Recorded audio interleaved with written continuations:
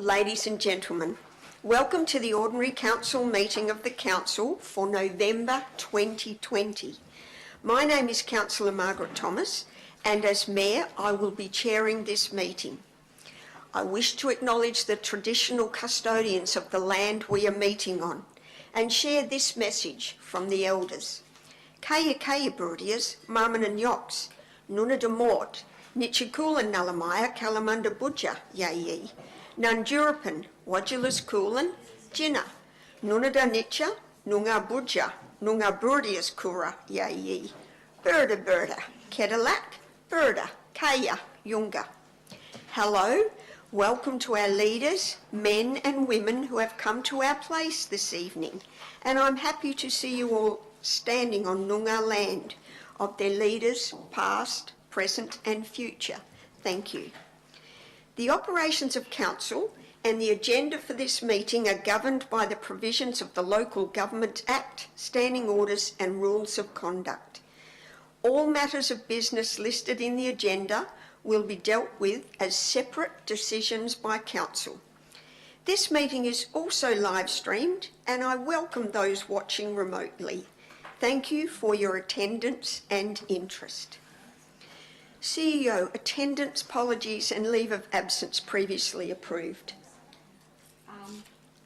Thank you, Madam Mayor. We have an apology from Councillor Cannon tonight. Thank you. There are no public questions tonight, so we'll move into deputations. And the first one is Fergus O'Shaughnessy, who would like to come and speak to us. So please take a seat. And you have 10 minutes.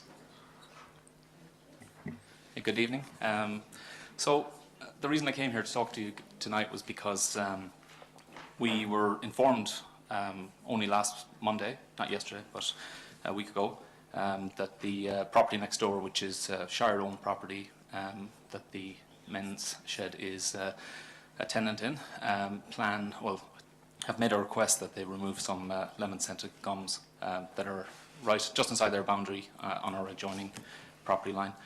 And so I'm scrambling a little bit to get some information together, but I was quite surprised that they wanted to do this, because the comment made was that they're blocking the solar panels, and I know because I'm there all the time that that doesn't seem to happen very often. The solar panels seem to get lots of sun, so sure enough I did a little bit of, I didn't actually even know it was going to council at the time, so I sent an email to the Shire, and somebody came by and told us that it was going to council. So I've done a little bit of research. I sent some stuff already, basically showing some modelling that I've done on the trees that are proposed to be cut down, showing that they actually don't really cause a lot of shading in terms of the general time of the day. So when I finally saw the minutes for this meeting, I saw the attachment which included the letter from the men's shed, where they basically are making the request. So I feel that there's a little bit of a misunderstanding about how these systems work,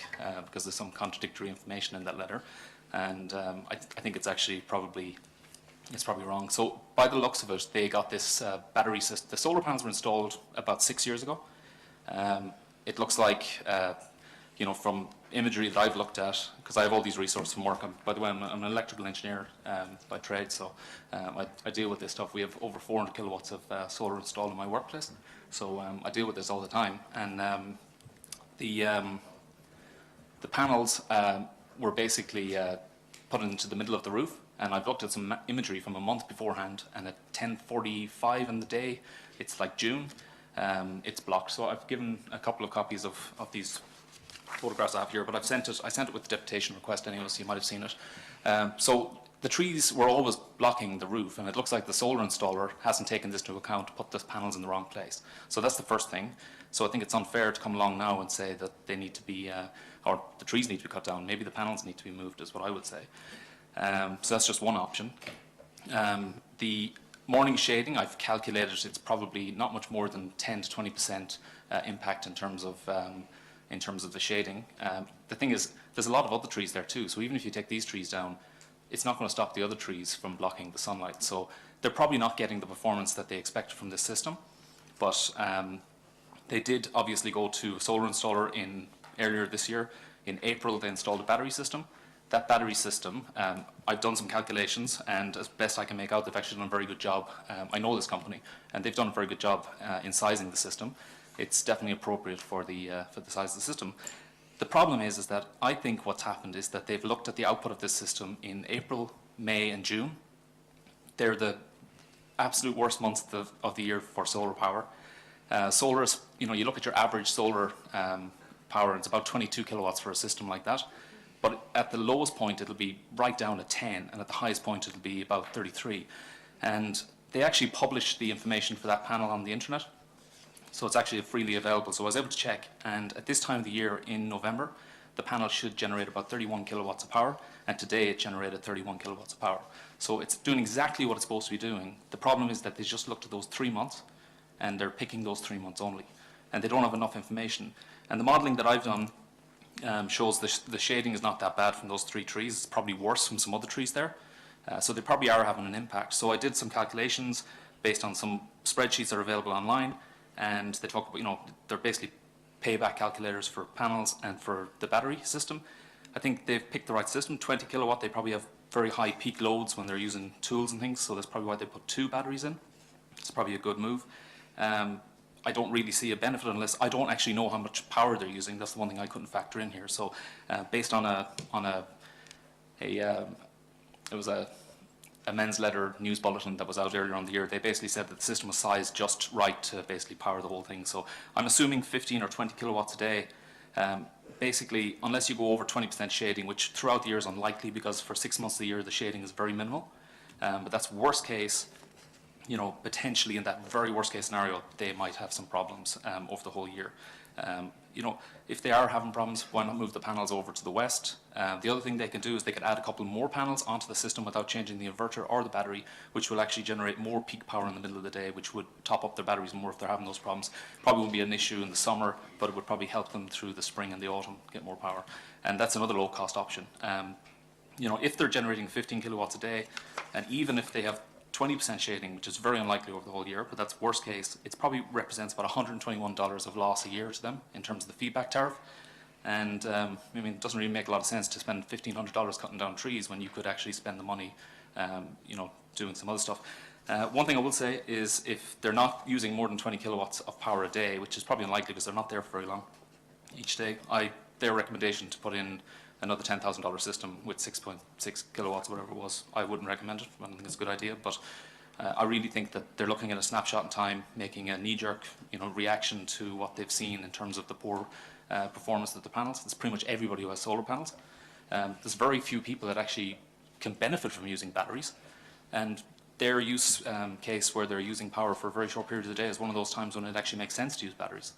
So it might be even worth mentioning, because also another agenda item is the council's proposal to fund PV systems. That maybe some form of calculation or some sort of thing like this might be a good idea to show before money is actually invested in these things. So, but in the case of the men's shed, I can't argue that their system is properly designed in terms of the batteries. I just think that they're not giving it its fair due. They're not giving it enough time to actually see what the annual generation is. So. Thank you very much. Councillors, do you have any questions? Councillor Stallard. Sorry, just getting at these. That's him here. Thank you. One of the problems, to me, the major issue I had, and I just put it across as a question, I looked at assisting them in looking at removing a tree in particular, as one that was leaning right over the shed. Do you have any objection if we're pushing for that one in particular to be removed, and one of them is in a position where it's leaning over the shed? Yes, and to me, it's a safety aspect, and knowing the type of tree. That's the one I've mainly looked at. So I just want to know if you would be happy with that one in particular as being thing, and then also replanting and encouraging replanting and regrowth in the area to shade out and block out some of the images from your house. Yeah, look, I understand that there's safety aspects with managing trees as well, but I suppose one of the things I didn't actually mention is why am I opposed to them cutting these trees down? Well, one of the things is the trees look nice, but if you look at these pictures that I have here, you'll actually see at 2 o'clock in the day during the summer, that's what the shading does for my house. I mean, my garden is completely shaded. It makes it so I can use my garden. Otherwise, it would just be scorched there. So, I mean, they do that. But look, I mean, if there's a safety issue with this tree and it's unsafe, that one tree, I'm not opposed to something being done with it to make it safe. But, I mean, I don't think those trees look that bad. That's why I immediately kind of went, there's nothing wrong with those trees. And, you know, to me, it's just, I don't want somebody rushing out, just cutting trees down. And the funny thing is, like, if they just come and talk to me, as a neighbour, I probably would have been able to give them some of this advice. But I only found out last week, so basically this was the only avenue I had to try and make my case. So. But no, certainly, I mean, if it's a safety issue, then if it's one tree, then I'm probably not opposed to it. Councillor Sewell, you have a question. Thank you for that. In our discussions with Kalamunda Minchin, the commitment that I was given was that that discussion would be occurring with you. So are you saying that discussion didn't occur? They only came last Monday. So they sent that letter to you guys, I think, in July, and they only came and talked to us about it in whatever date it was. It was 7 days ago, 8 days ago. Are there any other questions, councillors? Thank you very much for coming to speak to us, Mr O'Shaughnessy. Thank you. I would now like to invite Peter Forrest to come and give his deputation.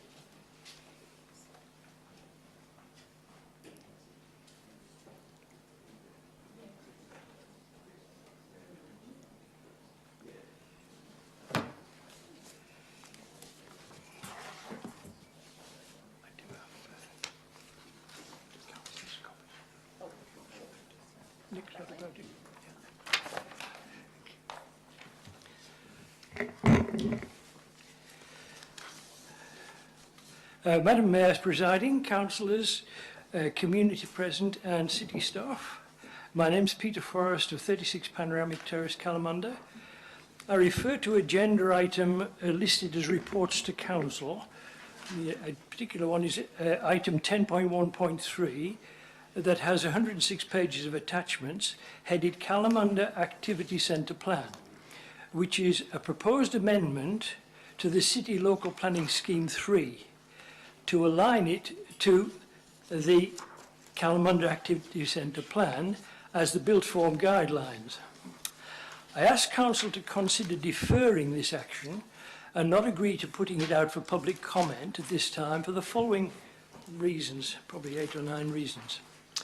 The 50-page document provided is clearly entitled Rezoning the Kalamunda District Centre to enable implementation of the Kalamunda Activity Centre Plan. This is based on the presumption that what the Planning Commission will in effect rubber stamp that expensive 1,000-page activity centre plan produced by city staff over 2 years using external consultants as a supposed 10-year forward vision for the town of Kalamunda. And that presumption is unrealistic for many reasons, not least because that activity centre plan contravenes the guiding principles of State Planning Policy 4.2 relating to activity centres by ignoring safe pedestrian access and egress, a key issue in that particular policy. For example, quoting from that planning policy, priority should be given to pedestrians over traffic, fewer and safety points of conflict between vehicles and pedestrians. District centres, as Kalamunda is listed, should have a greater focus on daily and weekly needs of their residents, and their smaller scale catchments enable them to have a greater local community focus. This built form design guideline document, as demonstrated in the 50-page attachment, it was 10.1.3.3, page numbers 995 to 1044, is preoccupied with detail and based on illustrations from that activity centre plan that expose it even to an untrained eye as being alien to the scale and character of Kalamunda. It's also socially irresponsible and, as we know from obvious current decline of the town, economically unrealistic.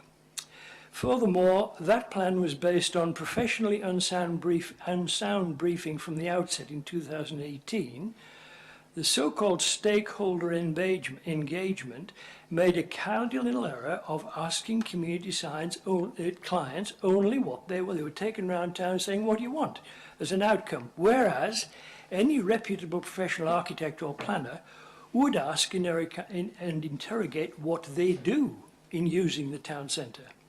The absence of such fundamental user analysis, unfortunately, is pervasive throughout this now abysmally irrelevant activity centre plan, and Council would be unwise to support any further project or expenditure arising directly from it, some of which, incidentally, are already being prematurely implemented. Even the otherwise excellent urban forest strategy, also on this agenda, using different consultants, has been tainted, I would say, by being obliged to refer to that plan in suggesting the unrealistic so-called landscape master plan that came with the activity centre plan be implemented. But for one example, page 1108 and page 1178 in that landscape master plan proposes continuous tree planting down the centre of Mead Street. This is barely wide enough to allow 2 buses to pass, in fact grossly obstructing sight lines for all of the frequently dense heavy traffic in Mead Street. The community of Kalamunda is fully aware that the town centre of Kalamunda is in fact shrinking rapidly. Every day, even daily now before our eyes, with multiple vacant buildings and sites. If the public are asked to comment, as is being proposed on what is in the agenda in this built form desired agenda item, they will want to seriously query the CEO and the council about management of planning by this local authority. As bringing the matter home to people around the table, only 2 weeks ago, our mayor, deputy mayor, and 2 other councillors engaged in an early morning meeting with local property owners, retail leaseholders, and concerned citizens to discuss current economic and social realities locally, as bank branches and numerous long-established retail premises close and depart Kalamunda. This costly so-called activity centre plan disregarded such fundamental changes that are widely evident elsewhere, including online retailing wherein goods, services and even high-quality mass entertainment are being conveniently supplied directly to families at home, obviously having a social effect. Sensible user analysis should have identified such changes to user convenience and the economic viability in Kalamunda, as well as vital issues concerning increasing bypass traffic around the town centre. It's using 2 sides of the town centre to bypass, not to come into the town centre, an inadequate management of vehicle movement, parking and lack of safe pedestrian access over any road surrounding Kalamunda town centre. Unfortunately, Council, after very brief exposure, agreed at a meeting on the 24th of March, as requested by the CEO, to pass this obviously unrealistic plan forward to the Planning Commission for approval, just as the emergency COVID-19 rules are being implemented, when community were unable to be present to answer question and propose otherwise. To avoid further potential embarrassment, and since activity centre guidelines from Planning Commission and DPLH are currently being reviewed and open for public comment as short term ahead as 12th of February 2021, I recommend to Council this scheme amendment that relates very directly to that obviously defective activity centre plan for the town of Kalamunda be deferred and not put out for public comment at this time. Thank you, Mr Forrest. Councillors, do you have any questions? Councillor Sewell. Thank you, Mr Forrest. I'm just wondering what the benefit is to deferring. Well, first of all, it's not polite to send something into the Planning Commission for approval and then to go and act on it by spending council money on this sort of thing. And secondly, I think if you look at the wad of the photographs here, they're nearly all 4-storey buildings that are included in this. If you put that out to the public, they'll really not understand why all those four-storey buildings. I mean, you can't afford it. The economy is not appropriate to do that. Are there any other questions, councillors? Councillor Giardina. Madam Chair, I have a bit of an issue with, we seem to be going round and round the same questions or comments all the time. And, we've been dealing with the Kalamunda Town Centre now for at least 2 to 3 years. And I did it when I was the mayor. I had some meetings with the shopping centre owners, stakeholders in the area. And many times we had people come here at the city doing, John, telling them what we were doing. Councillor Giardini, could you turn it into a question, please? Yes, I'm getting there. Okay. But, so my question is, at what point do we stop talking and actually start doing something as a council? At what point will you be happy? Because we've done all the stuff that you're talking about, but you're still not happy.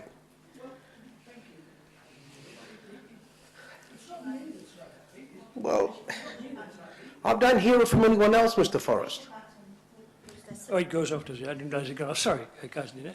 It's not a question of me being happy. It's a question of it being relevant to the future of Kalamunda. It is not a 10-year forward plan. It can't be. So surely you'd consider rethinking it now.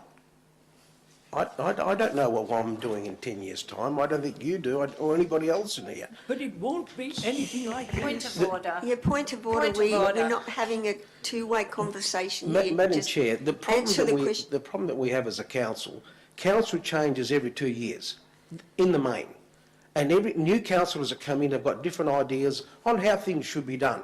So, what are we doing? Where do we go? Point We've of got to order. start doing something. We're not in debating. debate. So, thank Now, I you, Ms. understand that, but this issue You goes just need on to and on leave and it, on all the Councillor time. Giardina. Are there any other questions, councillors? If not, thank you. Councillor Sewell.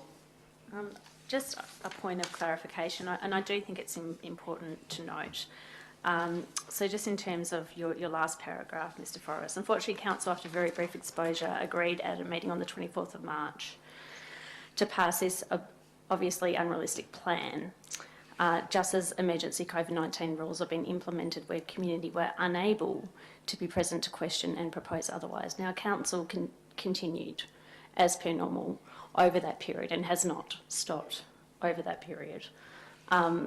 And certainly opportunities were made available as per usual, other than being present. So certainly deputations were forwarded in writing.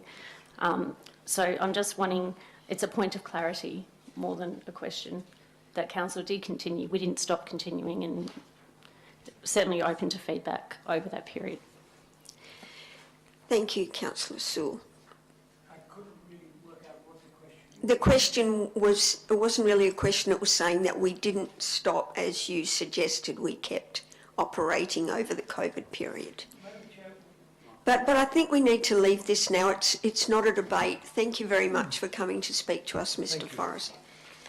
And now I move on to a deputation from Chris Minchin, President of the Forestfield Football Club, and Drew Godfrey. Please come and speak to us.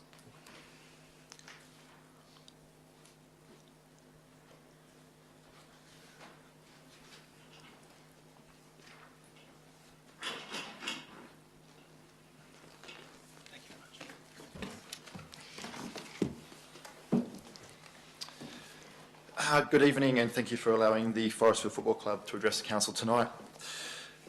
We are here in relation to agenda item 10.4.4, federal election commitment at Hartfield Park, $2 million identified priority projects at tonight's meeting. We are here to ask that you do not vote on option 4, as recommended by the officer, but vote for either option 1 or 2. Our club has long been overdue for an upgrade to provide our club fit-for-purpose facilities that align with AFL football guidelines and enable our club to provide a wider service to varying demographics within our community. In recent years, the club has proactively worked with the City of Kalamunda to follow the necessary steps that have included consultation sessions and applying for grants in order to meet the needs of our community, which now brings us before you tonight in another step to represent and keep our club's vision at the forefront. In 2018, in a meeting with Ken White, he made an election commitment that $500,000 as part of the $2 million allocated would be used to upgrade the Forrestfield Football Club change rooms, create umpires' rooms and increase storage capacity. Those funds were received in 2019, but yet no work has commenced at our club. Earlier this year, we were advised that our club could have a consultation meeting with your consultants, Dave Lanphier Consulting, along with the Little Athletics Club, who will be co-sharing the facilities to determine what our needs were. We were then advised that a further consultation meeting would be held in August this year to show proposed outcomes. On the 16th of October this year, the club received an email from Nick Dexter, the City of Kalamunda's Leisure Planning Project Manager, that the process has been delayed as a result of COVID-19 and the simultaneous undertaking of other major leisure-based studies, including Scott Reserve Master Plan, Aquatic Facility Study and the Stirk Park Master Plan. We were then advised that further stakeholder meetings would not be conducted until early 2021, once the study has been considered by councillors. At no point of this process has our club been informed that A, 5 priority projects have been identified by the consultation process and what they included. B, that it be proposed that the $2 million government funding provided by Ken White is to be leveraged to generate a further $1.557 million to complete all projects and was not the intent of the election commitment. C, that if this is endorsed, that the proposed time delay could be anywhere from 3 to 4 years, as applications are not due until September 2021, and we may not know any outcomes until the financial years 2022-2023. And D, that 3 alternate options were being considered. As a club, we feel let down in the lack of consultation and communication that has occurred throughout this process by the City of Kalamunda. The fact that these options that include funding earmarked for our club are being voted on and the club has not had the opportunity to provide any feedback into the options is unethical, unprofessional and has shown a disregard for the relationship our club has tried to build with the City of Kalamunda over the past 5 years. Our club is growing. We have a strategic plan and diversity strategy that includes activities such as wheelchair football, special needs and inclusion football and walking AFL for seniors. This means that our club is trying to create links with the whole of our community, not a minority. We would love to have women's and girls' AFL at our ground. We are limited in growing these programs as our facilities are not fit for purpose to accommodate these groups. For example, our facilities are catered for male players and are decades past their use-by date, provide no capability to offer a facility for disabled person use. The quality of the change rooms, toilet, bathroom facility is inappropriate for even able-bodied persons via the physical state of the toilet amenities. Open showers with poor service areas that will provide at best a minute of hot water or be able to cater for the current numbers of a football team. Does not meet AFL preferred facility guidelines for unisex persons and umpire rooms. It is a requirement by the WAFC and the PFL that all grounds have an umpire room that is safe, away from spectators and that they could go to during game breaks. We do not have those rooms. And it does not provide a feeling of belonging and pride for our members that feels like a home change room, and it does feel like more like a defunct building. The Forrestfield Football Club requires a fit-for-purpose facility that meets the needs of our community, families, players and members now, not in 3 to 4 years' time. We are on track to have Colts at Forrestfield Football Club by 2022. This means that we will have a pathway for players from preschool all the way through to seniors. We have forecasted, based on our yearly increases, that we will have approximately 540 players at our club by 2022, 775 players by 2024, and 985 players by 2027. If we do not get our facilities upgraded now, we will not be able to accommodate the demand, hence not being able to grow our club. If we do not upgrade our facilities now, we will lose players to other clubs that have more modern facilities. We will not be able to survive as a club in these economic times if we cannot increase our membership base. In conclusion, I would like to leave you with the following points. The $2 million election commitment was made to address the immediate need for the Forrestfield Football Club, thus receiving $500,000 and the remainder allocated to the Rugby League Club, in which they had their one project, the female change rooms, has already been delivered. Lack of consultation from the City of Kalamunda on the projects have identified, based on information from this agenda, items that the scope for Project 1 is inaccurate and does not address the long-term needs of our club and the community. Our club has further needs from a club room facility that we have provided to Dave Lanphier Consulting that includes 4 sets of change rooms, upgrade of a club room facility in a phased approach, an indoor training area to facilitate our limited oval space and for and to support our disabled and diverse future vision. This vision does not seem to be supported by the City of Kalamunda, and project delivery timeframe statements that have been made in the agenda are based on likelihood viewpoints and not of fact, where potential prioritisation can be applied for approvals. Our members, our players, our umpires and our families asked to please vote for either option 1 or 2 tonight. We understand the need to help grow all of our community clubs, but it's been made clear that our club has an immediate need to have these facilities upgraded, not in 3 or 4 years' time, in order for this council to leverage our funds for further gain at the expense of our club and its members. Thank you very much. Thank you very much. Mr Godfrey, did you wish to add anything? Councillors, do you have any questions of Mr Minchin or Mr Godfrey? Councillor O'Donnell. Thank you for your deputation. It's really helpful. I just want to ask a couple of questions. Are you actually aware of the time frame constraints in relation to the need for a Section 18 process across Hartfield Park? We are, and with the appropriate lobbying and the timeframes, we know that that could be accelerated. And based on my profession as well as what I do for a career, have evidence of that being done in the past. Okay. And what support has been received by the club and Reed Oval in the past 10 years to help progress the football club? We've received, obviously, lights at the club, which is a great start, but the change rooms is one in which we are endeavouring to rectify. Obviously, we have not only disabled players that come to our club, but disabled parents as well. And as outlined, I think, in an email that the council has received today, we have a mother that can't actually go to the toilet at the grounds when she watches her child play. She's actually got to be driven to the local shopping centre in order to go to the toilet, which in today's day and age is unacceptable. Yeah, that is unacceptable.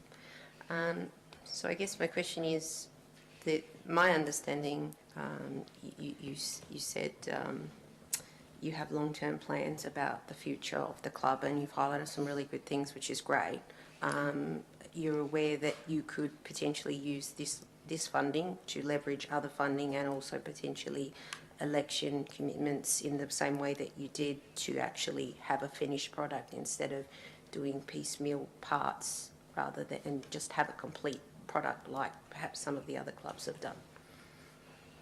Based on your financial modelling and the financial modelling that we've done, you're not going to be able to create a whole new club rooms to what we require with anywhere from $900,000. There's always going to be a phased project. We have got quotes as a club for 4 change rooms, an interior indoor training facility, 2 umpire rooms and a storage facility. That comes in at $1.1 million, which is just a little bit more than the $970,000 I think you've earmarked as extra leverage. Again, we are fully aware this is a phased project. We need the change rooms now, not in 2, 3, 4 years' time. We are quite happy as a club to go through that phased process. We've got club rooms at the moment as the main club room, which we are really content with. We are happy with that, and we're happy to go through a phased project. We are not content with the fact that we cannot provide our players safe, modern facilities, especially in a day and age now where we have been impacted by a world pandemic, and we don't even feel as though that our club, it was a lot harder for us to clean and manage those facilities based on world events, and we want to have a safe environment for our families. Are there any other questions, councillors? Thank you very much for coming to speak to us, Mr Minchin and Mr Godfrey. I would like to invite Wendy Ruthen to come and speak to us and give your deputation.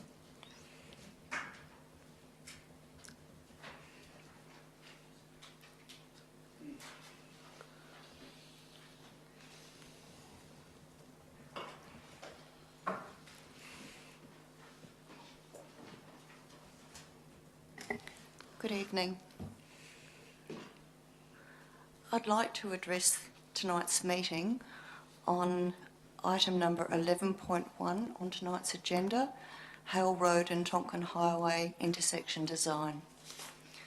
I wish to express the importance of this significant community issue to you as a resident of Forrestfield. Residents and business owners of Wattle Grove, Forestfield and other affected areas have, to date, signed 2 petitions in protest to the state government's proposed upgrades to this intersection. One comprising over 4,000 written signatures, which was tabled in Parliament in December 2019, and another comprising of over 5,100 online signatures. There have also been 2 community meetings in relation to this serious issue. I attended the community protest held on Saturday the 7th of November 2020. Of note, a number of prominent local business owners, some of over 30 years in our community, were present or represented to voice their objection to the 2 proposed upgrades to the Hale Road and Tonkin Highway intersection. I also attended a Zoom community meeting facilitated by our local member, Mr Stephen Price, with Main Roads representatives attending. This meeting was largely unsatisfactory on many levels. A, the meeting was only for 30 minutes. B, questions needed to be submitted in advance. And C, I suggested a scale model of the tweaked upgrade be made available at community locations for public viewing. This suggestion was made as the Main Roads narrative of their so-called improvements to the original upgrade was perplexing, and I felt a scale model would give better community understanding and therefore input. The suggestion was ignored. It is only in speaking to more informed residents, being engineers, that I became aware of the totally unacceptable plan to deny motorists access to Tonkin Highway South and entry to Forestfield from Tonkin Highway travelling up from Kelvin Road to Hale Road, not to mention the proposed slip road along Tonkin Highway to the Roe Highway traffic lights and then travelling down onto Tonkin Highway northbound. This is ludicrous and has resulted in a loss of community confidence in the competence of those responsible for this redesign. I will outline just a couple of our community's concerns to the proposed upgrades, more specific to Forestfield where I live. 1. Rat runs down Hartfield and Lewis roads will create a bottleneck at the already dangerous T-junction at Lewis and Welshpool Road East. I personally attend the Wattle Grove Veterinary Hospital on a regular basis with family pets. Due to the already dangerous aspects of this intersection, I choose the longer route, travelling via Hale, south onto Tonkin, and then left into Welshpool Road East. This is a far safer option than the T-junction I mentioned. This option will be removed at access to Hale to Tonkin Highway South is cut off. 2. Berkshire Road will also be affected by a significant increase in traffic volume, resulting in a bottleneck around the Darling Range Sports College. Increased traffic in any school zone poses an increased safety risk to students and those needing to access the designated drop-off area and school car park. 3. Local business owners have very real concerns. The proposed upgrades, which limit access to Wattle Grove and Forestfield, will considerably reduce customer traffic to the area and in turn result in a downturn in trade. I shop local and intend to continue supporting local business. However, if local business shuts down, myself and the community as a whole will be forced into shopping outside of our community. This poses the question of devalued real estate. Although Hale and Tonkin is a Main Roads responsibility, Council needs to demonstrate leadership by standing up for the residents and ratepayers that will be adversely affected. Partial closure will result in a significant volume of traffic being displaced into our suburban streets, which are the City of Kalamunda's responsibility. I respectfully advocate in support of this motion and urge all councillors to vote in favour of Councillor Boyd's motion. And I thank you for your time. Thank you very much. Councillors, do you have any questions? Thank you very much for coming to speak to us. Thank you. Mr Mark Vatri has asked our CEO to present his deputation.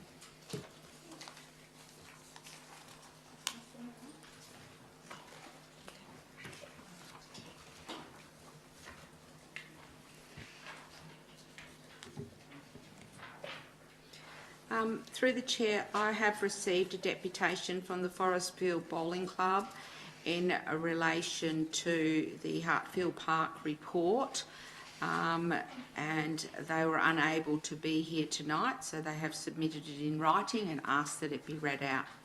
So on behalf of the members of the Forrestfield Bowling Club, we would like to show support for option 4. We have our views, and we'd have our views tabled at tonight's meeting. Option 4, we feel, would allow opportunities and benefits not just for 2 clubs, but also potentially for tennis and bowling as well. After all these years, any progress to upgrade our facilities would benefit us greatly and be an assistance, especially considering how hard it has been even prior to COVID-19, but particularly even more so now. Our clubs, as many other clubs do, rely very heavily on volunteers and the work they do with other facilities, both internally and externally. Even with our limited resources, we continually gain praise from visiting players and teams. Our club remains strong, and during the past season and with the recent refurbishment of our toilets, we have taken the initiative to smarten up and modernise the premises internally by painting, decorating, to blend in with these changes. Our club members over the years have developed a wish list of upgrades and improvements to our facilities that we would like to achieve. These, we believe, gives us the opportunity to make our facilities even better and reward those members that have stuck with us all these years. Our key aim are to create a multifunctional facility available to the community, especially the clubhouse, and to attract more members, both young and old, and those in between, even to the sports from other clubs. We have many requests from the community, more so from local families, and currently host bowls, darts, community bowls, Weight Watchers, birthdays, odd wake, unfortunately a byproduct of our sport, and occasionally groups with disabilities. We see ourselves as an inclusive club, not only caring for our members and families, but also helping the greater community. We currently have 16 teams for bowling, most local people and businesses. Our second green is reactivated. We will have the capacity to cater for up to 28 teams, over 100 people. Improved facilities such as a new kitchen and room to co-locate with the tennis club will help us make a stronger club and allow both clubs growth in the sport, and to assist us to realise our potential. By not accepting option 4, we run the risk of missing out again and waiting for another chance for advocacy, being on the back burner and trying to justify future grants through CSRRF funding. This will not be available if we spend the $2 million all on the AFL and rugby and Little Earth. We see any improvements as a means to assist us in minimising member losses through our own players moving on to clubs that have better facilities. I trust you will take the time to read and consider and table this matter on our behalf. Kind regards, Mark Vatri, Secretary of the Forrestfield District's Bowling Club. Thank you, Madam Mayor. Thank you. Our final deputation tonight is Mr. Rod Jones, and I would ask Mr. Jones to come and give his deputation.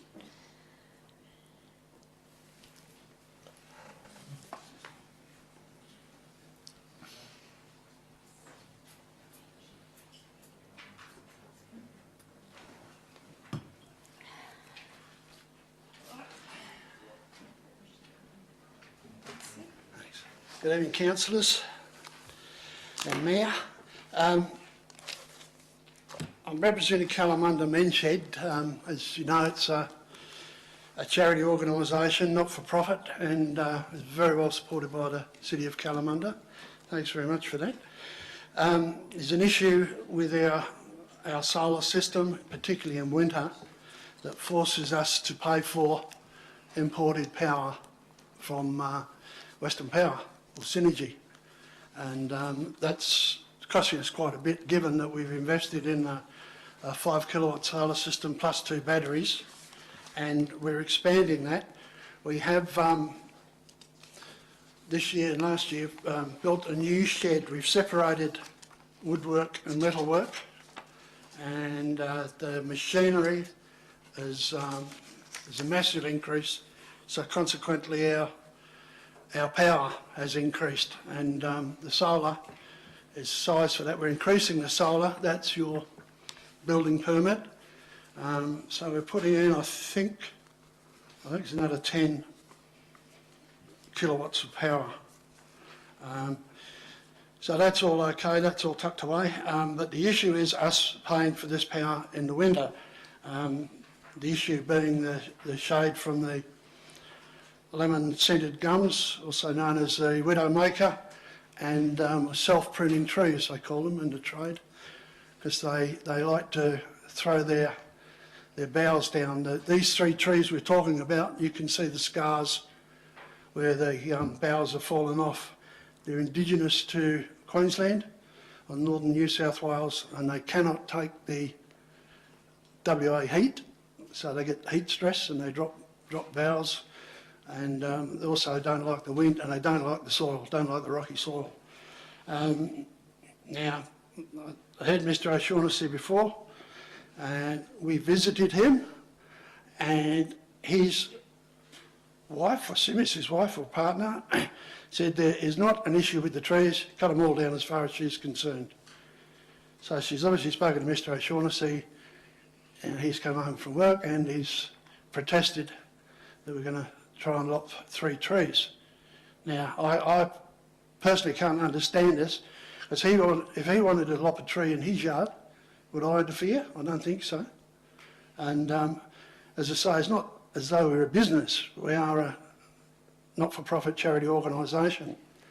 And some of his figures are right, because this has been done by electrical engineers with honours as well. So, got 2 sides of the story there. But there is shade, and it's significant in the winter, and it forces us to pay for power. Now, the existing panels, power generation, is the equivalent of 756 trees. So that's our carbon footprint. We've planted 756 trees, and there's one protest about cutting down 3 dodgy trees. Now, talking about the dodgy trees, the City of Kalamunda, 28th of November 2019. Lemon-scented gums along Welshville Road, Wattle Grove, will be pruned to maintain public safety. So that would indicate there's a margin of danger there. It will be pruned to maintain subject of public safety, and a number of self-sown trees will be removed to avoid overcrowding in coming years. And also to create space for significant tree specimens to mature and develop to their full potential, Mrs Hardy said.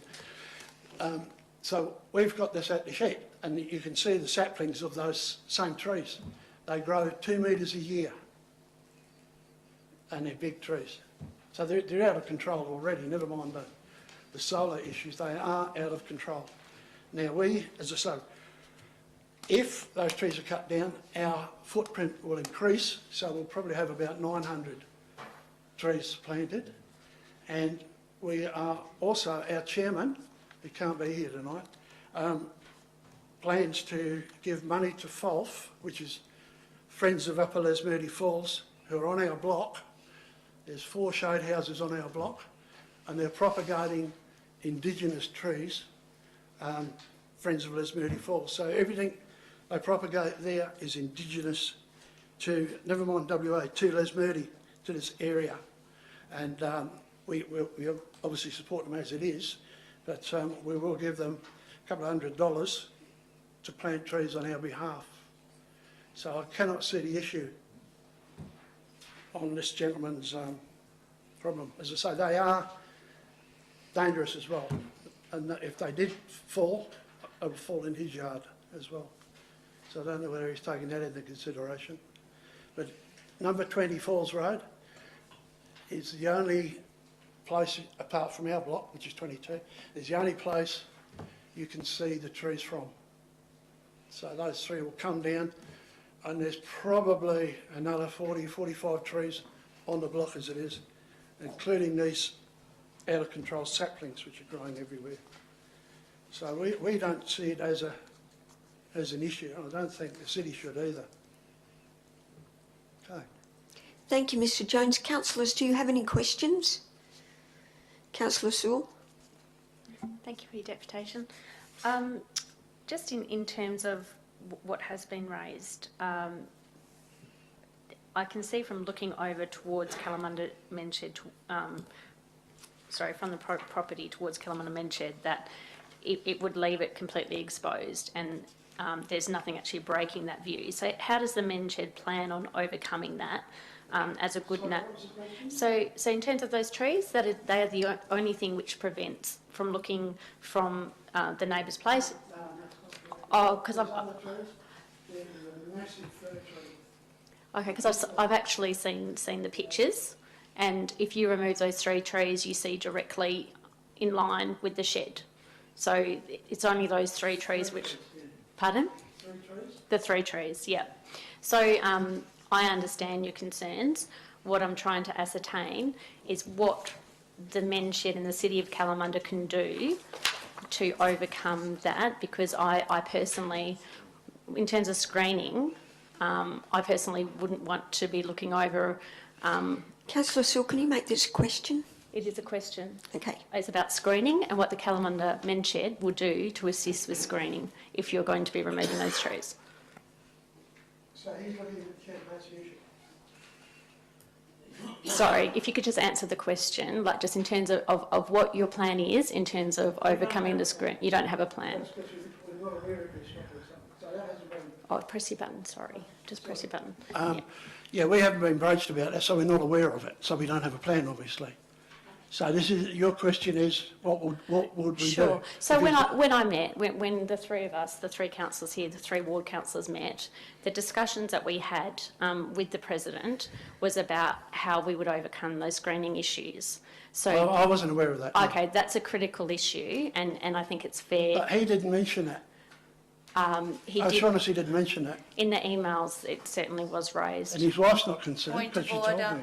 Point of order. This is turning into a debate. It should Yeah. just be a question and an answer. Yeah. So you have no intention of addressing the screening issues that have been No, raised? I didn't say that. Okay. I said I wasn't aware of the question. So, I Okay. obviously So will had to prepare- Kalamunda Minchin consider screening options to overcome... Don't forget we don't have any money because that's the whole purpose of this exercise. We're a charity and we don't need to pay this power. That's the Okay, whole thank purpose of the you. exercise. Thank you, Mr Jones. Are there any other questions? Councillor Giardina? Madam Chair, just looking at the trees, that the photo that's been given to us by the neighbour, the 3 trees are monster trees, and there is really no branches down low that cover the shed. The big all the branches are up top. So whether these trees go or not, you're not going to cover that shed. What trees are you going to be planting once these trees are removed if council gives you permission? I understand that you are working with the people of Friends of Lesmeady That's Forest. correct. We will take their advice, being the experts, and as I say, we're working with them already, and we will give them money. We've got $200, I think, for them to propagate trees elsewhere, be they on the block or be they at Lesmeady Falls. As I say, we've got over 700 tree credits at the moment. Now we're tripling our solar output. So we will be planting trees, virtual trees, anyway. Thank you very much, Mr Jones. Thank you for coming to speak to us Okay, tonight. thanks. Councillor, CEO, is there any applications for leave of absence? Through the chair, I haven't received any. Has anyone want to do a late submission? No holidays? Thank you. Councillors, we have 2 lots of minutes to confirm. The first one is the ordinary council meeting of the 27th of October. Can I have a mover that these minutes are confirmed as a true and accurate record of those proceedings? Councillor Blair, seconded by Councillor Stallard. All those in favour? Thank you. On the basis of the above motion, I now sign the minutes as a true and accurate record of the meeting of the 27th of October 2020.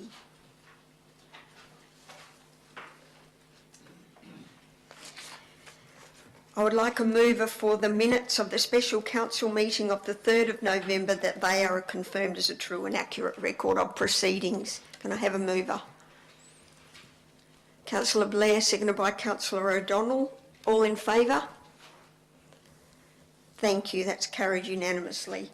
On the basis of the above motion, I now sign the minutes as a true and accurate record of the meeting of the 3rd of November 2020. Thank you, councillors. We have a really good announcement tonight, and I'm going to refer to the Chair of the Audit and Risk Committee, Councillor Brooke O'Donnell, to tell us what that is. Thank you. Just like to let you all know that myself and the Mayor and the Director for Corporate Services had a meeting with the Office of Auditor General, and today we have received an unqualified opinion, which is fabulous. And given that there's only 6 local governments that have actually had their processes signed off, we are looking forward to hopefully having this signed off in time for our next auditor and risk meeting. So out of the 138 local governments, so it's very, very good outcome. Excellent outcome. What everybody wants is an unqualified audit. And no management issues. And no management issues. So it was a very good meeting. Accountants like me get really excited about unqualified audits. So we move on to item 8, matters for which the meeting may be closed.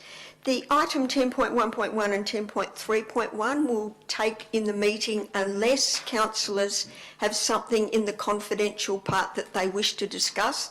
Then we'll need to move to a closed meeting. Item 10.5.7 will be moved to item 15. Are there any disclosure of interests? Yes, through the Chair. The first one's from Councillor Stallard in relation to item 10.4.4 on the federal election commitment for Hartfield Park, declaring an impartiality interest as he is a member of the bowling club. Leslie Boyd also declaring an interest on the same item 10.4.4, the Hartfield Park election commitment declaring an impartiality interest for the AFL 2020 season. She was the coach of the girls team at the Forrest Football Club and is a non-financial member.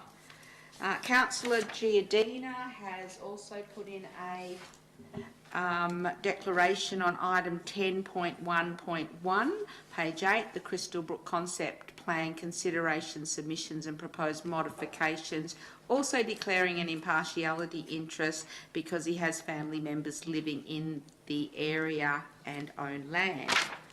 And the last one is a declaration from myself, Rhonda Hardy, in regards to item 10.5.7 on page 146.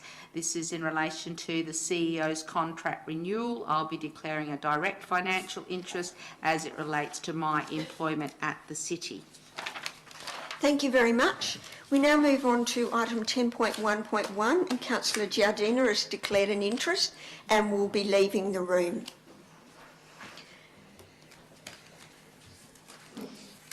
Do you wish to move? I wish to move the motion with an amendment, please.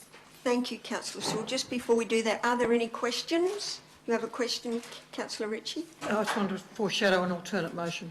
Thank you. Are there any other questions? So the officer recommendation is on page 44. We have an amendment, the officer recommendation with an amendment, and if that is not carried, we'll move to the alternative motion from Councillor Kathy Ritchie. So Councillor Sewell, could you just outline just the amendment at this stage, and then we'll ask for somebody to second that motion? So the amendment under really expands on point 3. So it requests the Chief Executive Officer to make modifications to the concept plan and report in accordance with attachment 1, but in addition include information regarding voluntary conservation covenants on private land in accordance with clause 11.1.3 of the City of Kalamunda Local Biodiversity Strategy 2008, and publish the modified document on the city's website and inform all landowners within the project area once completed. Thank you. Is there a seconder for this motion? Councillor Stallard. So we'll go, is there going to be any debate? I'm sure there will be. We'll go to the mover to outline. I've chosen to move this motion with an amendment, and the reason why is that I wish to provide protection for landowners who may not be aware they already have the power in their hands to protect their environment. I have listened to the many viewpoints of residents from all sides of this debate, and interestingly, there was more commonality between the feedback we've been given than difference. It saddened me to see the community divided and to witness that, when your objectives actually weren't that far apart. Whilst it appears that most people want no change, there are also many who have not spoken out openly and who want to be able to develop their land. It concerns me immensely that not having a clear path which guides any development which will result in a hodgepodge design, which will lead to greater impacts on the environment and community as opposed to a clear, considered, sustainable development. When making this decision, councillors must consider what is best, not only for the current residents, but also future community and what is lawfully required under the state's planning framework. We have been given delegated planning powers, which we cannot outsource. We cannot outsource our responsibility. We can, however, make sure that we do all we can to protect the remnant bushland and bring about new sustainable communities with the highest level of amenities supported by community infrastructure, which we all know Wattle Grove South currently lacks, and we have received this feedback overwhelmingly in the multiple consultations which have occurred. In making this very difficult and vexing decision here tonight, I see now that no matter what decision we make, people will be unhappy.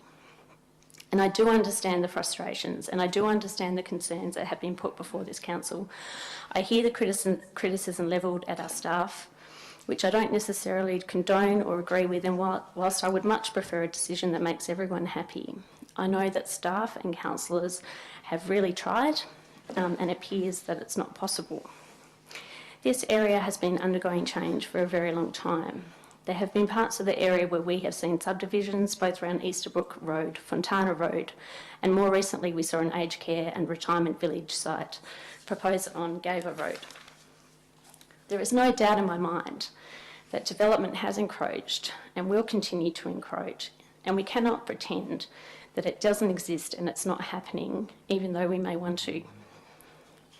If this council doesn't find a solution that can support the views of those who want to develop and those who don't, and everyone in between who wants some form of modest development, then the decision will be taken from our hands and it will be placed in the hands of the development industry and the WA Planning Commission. We know that to be the fact, as there are legislative powers under the Planning and Development Act that permit this to occur. These matters have led me to think the do nothing option is not an option, as it will only be overridden. The area is identified as an urban expansion area under the state sub-regional planning framework. The best we can do is put in place a strategic framework that outlines the future vision for the area, that seeks to retain the values in the northern section and guides sensitive, sustainable development in the south. This is what the concept plan with the recommended modifications seeks to achieve, and if we reject it, we have nothing, and that puts the entire area at risk. We have seen there are generally two views in the community, and most people living in the southern area want development, while those in the north do not. I've also heard a lot of representations about protecting the conservation values of the foothills of Wattle Grove, and I'm really torn about that. I too dearly want to protect the endemic species that have been in place for centuries. Through many discussions and thinking, I have found a way forward which will give landowners who have made their positions and made their voices very clear about those conservation values. There is a way that landowners can do this without any government intervention, and the city's existing biodiversity strategy from 2008 outlines how that can be achieved. landowners have the power to create covenants over their land that will conserve the vegetation. If all those landowners who have told us they want the environment to be protected and to remain as it is can do so, there is a process by which they can do it themselves. This was not an idea that was raised during the consultative process. It's something I've discovered after much in-depth research and discussion about what we can do to protect the environment, and it was outlined in the biodiversity strategy since 2008.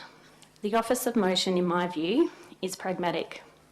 It means that the southern area where the environmental values are lower can work towards sustainable urban development, but anyone wishing to protect their land also have another solution. If all the landowners who want to protect the environmental values on their land go down the pathway of voluntary conservation covenants, they effectively have another layer of protection that can be placed over their land. Voluntary conservation covenants are an increasingly popular option for protecting conservation values on private land. Voluntary conservation covenants enable private landholders to protect and manage their bushland, not only through the ownership and care of their property, but also by ensuring future owners, through the stipulations on the covenant, protect and manage the conservation values on the property. The basis of a conservation covenant is a legally binding document linked to the land, voluntarily negotiated between the owner and a covenanting body that is accredited with the Australian Government. In Western Australia, the two providers are the National Trust of Australia, WA, and the Department of Biodiversity Conservation and Attractions. The Crystal Brook Concept Plan, together with the modifications and my amendment to include voluntary conservation covenants, is, in my view, the only way forward to achieve an outcome for a divided community. This pathway also ensures that we as a council perform our strategic planning functions properly by setting a clear and balanced direction. I commend the work of the city, our officers, councillors and our community who has stuck through this process. And councillors, I seek your support to this amended recommendation, please. Thank you, Councillor Sewell. Councillor Stallard.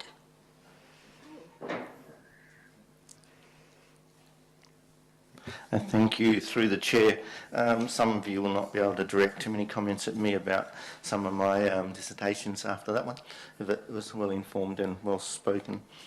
I suppose I go back a little bit in history and say that Councillor Fernie and myself originally years ago wanted to set up a committee of residents and qualified people to look at the area and review it, and that of course didn't work. And then Councillor O'Connor with other councillors and staff came up with the alternative to do a study of the area, which was to be fairly inclusive. I know that there are groups, and certainly that study included the environmental aspect, which we achieved to a certain degree, and that was a positive sign and a step forward. Unfortunately, again, we still couldn't get a consensus, and I'm not sure if we could have, but it's changing though, the status quo. I know that in recent times I've had some 11 emails to say that they were not in favour of option 2, more like 3, nothing at all, but having some 16 have turned up to say that they're in support. So I can see, and I felt that there was a change in what we were seeing, but it's saddened. But I've always wanted to make sure that we retain the core of the rural aspect in part of that area, and also make sure those people who've got that unique bushland, that unique area, have the ability to hold on to that, to retain it and protect it, and that's vital. And I think this particular concept plan has gone some way towards it. I would have preferred, of course, to have only a half an acre or 2,000 square metre development, but I've been since informed that I was in Gaga land even thinking that was possible, and that's sad, but it's something that I would have tried, but I knew I couldn't get any support. I think the state government has started a little bit of the ball rolling in the past by putting this area down for urban investigation and starting to put some criteria forward about population growth for areas, and each area being responsible for making sure they get X number of people, you know, that represents what comes out of our total city. I think one of the other things that's starting to come through in recent times, that there is a desire for people to live close to their families, close to their communities. And that was expressed the other day, where some of the studies that are coming through around Australia that there is this desire, and even my own daughter said that she wants to buy a property not far away. And that's a debatable point sometimes, but not far away, but they can't because they can't afford to. So if there are smaller properties, which I haven't been keen on, but if there are, then maybe the youth can shift into those areas to afford to buy, because I know that the half acre and the hectare blocks would be quite often beyond their means and they wouldn't be able to get access. And I think that's an important part, because I know it would be lovely if you could have your children with you, around you, near you, because I know that they cherish their upbringing in their area, therefore they want to go back there and stay there or return to that existence. Accepting option 2 also gives the staff a blueprint for decision making. I think it gives them that chance to fight for something, that they want. Some areas we say will be developed, but other areas that we can fiercely, or they can fiercely fight with, and we can join them to protect it and make sure it's not encroached on or overutilised or abused. And I think that's an important part, and I think that's a good thing that's come out of this, is that we've got a blueprint for staff and councillors to work from. I think the other part of this is I look at section 4, note the strategic outcomes, because I had people put pressure on me to take for number 1, and I was not interested in number 1. I knew I wouldn't get support anyhow, but I just think it's not our job and not our position to be setting out there and trying to dictate what's going to happen into areas and be heavily involved in that. I think we've done enough, and we probably shouldn't have been there in the first place, but now that we have, let us fix up what's happened and make it better, and give the landowners the opportunity to start making their own directions for their individual properties, not where some of us dictate what you can do on your property, but certainly have control what we do on ours.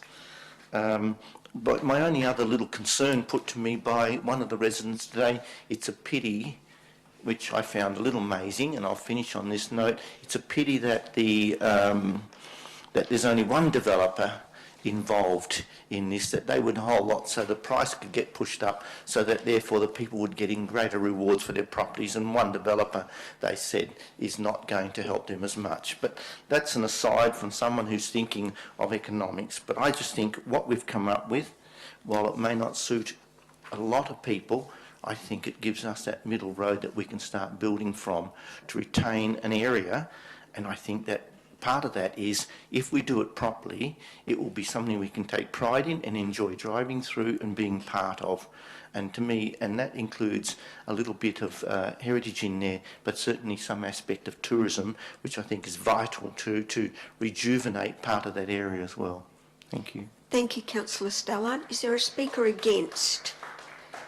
Councillor Ritchie. Thank you, Madam Chair. And firstly, I'd like to thank the staff for the amount of work they've put into this over so many years, well before I was on council. And I'd also like to thank Councillor Sewell and Councillor Stallard for looking at an alternative. I'm going to speak against the motion, and I guess I'm doing this because of I have put an alternative motion forward, and I would acknowledge that this has been both an exhaustive and exhausting process across many years, getting into the 2 decades, I would think. And I can appreciate and I can understand why some residents wish to realise the monetary potential on their large properties, and equally I can appreciate and understand those wishing to retain their current lifestyle and amenity. It is and has become for all of us as councillors a decision of Solomonistic proportions. And as I've wrestled with the conflicting views, I have decided to take a step back and to take a more holistic view across the whole city of Kalamunda. And I do this both as a councillor who under the Local Government Act must consider the protection of the environment for future generations, and as a geographer who can draw on research from cities worldwide facing the exact same dilemmas. And wearing these 2 hats, I make the following observations. As uncomfortable as it is, in the past decade, the Shire, City of Kalamunda, has presided over the loss of more tree canopy than all bar one local government area across Australia. the clearing of mature native trees on individual lots, and of wholesale clearing on housing estates continues unabated. Climate change, with its increasing temperatures and falling rainfall, is having a marked effect on what little remains of the Jarrah Forest and Bankshire and Marrie woodlands. It is also exacerbating heat sinks, particularly across the plains, the lower foothills, and in the urban infill areas in the Kalamunda town site. What faces the city has occurred in all large cities as urbanisation encroaches into the peri-urban areas, almost all of which areas have high environmental values. When faced with this encroachment, some areas have called a halt and created special protection zones. In Australia, we've got 2 such examples in the Adelaide Hills and in the Yarra Valley in Victoria. I would also like to note that survey after survey taken by the city consistently ranks the natural environment as the most important aspect and high-value reason for living in the city. I believe as councillors we have a covenant with future generations, with the majority of those who currently live in the city, to say enough is enough, to draw a line in the gravel. I cannot support further urbanisation, which will inevitably ensure with the officer's recommendation. And I cannot cannot support this encroachment into the urban fringe, and believe that the area should remain rural, and further that the city present this to the 2021 review of the North East Sub-Regional Planning Framework. And this should be the legacy we leave to the generations that come beyond us. Thank you. Thank you very much, Councillor Ritchie. Is there a speaker for the officer recommendation with the amendment? Councillor O'Donnell. Thank you. I don't really want to reiterate what the other councillors have already said. Obviously, after the last, I don't know how long it's been, there's been so many versions of the facts, and you know, I can come to know what I know, and I can't sit and say hand on heart that by looking at the alternative motion that Councillor Ritchie that has provided, whilst is a really a positive one, I have had looks at the Yarra Valley and the Adelaide River, and the things that make it so successful is because of the use of the land and the needs of the land of that communities. The communities rely on tourism, they rely on food security, they rely on use of the land, they rely on agriculture, and unfortunately we don't have that in the area that we live in. If we did, maybe we could make a really strong statement that we need to do that. I'd like to say hand on heart that if we go to the WAPC and say this area needs to be protected, that it would be protected. But I know I can't sit here and say that this area, knowing where I live in Wattle Grove in Cell 9, that I know that the area in majority of the parts are going to be or are identified for urban expansion. And if I can move to protect that upper part of the lands that have been identified in the flora and fauna study, that have been identified as significant and high and to be put into the public ownership, then we can guarantee that high level of protection. And ideally, if we can try to focus on, like Councillor Stallard said, one developer to prepare an outcome which may not necessarily be what everybody is wanting, but it's going to be the best of the worst outcomes, because again, we know living in Cell 9, that's not a great outcome for the community. But the positives that I do take from where I live is that the green spaces and the areas are becoming far more well connected, that vegetation, our green corridor, you know, I have to celebrate what I do have, and if we can try to be at the forefront to try and look at what we can do, you know, I know that we can't remove that urban judgment. The government is either going to enforce themselves and make that movement for us if we don't do it ourselves. And, you know, I can't just say that I'm not going to agree, because with what I know,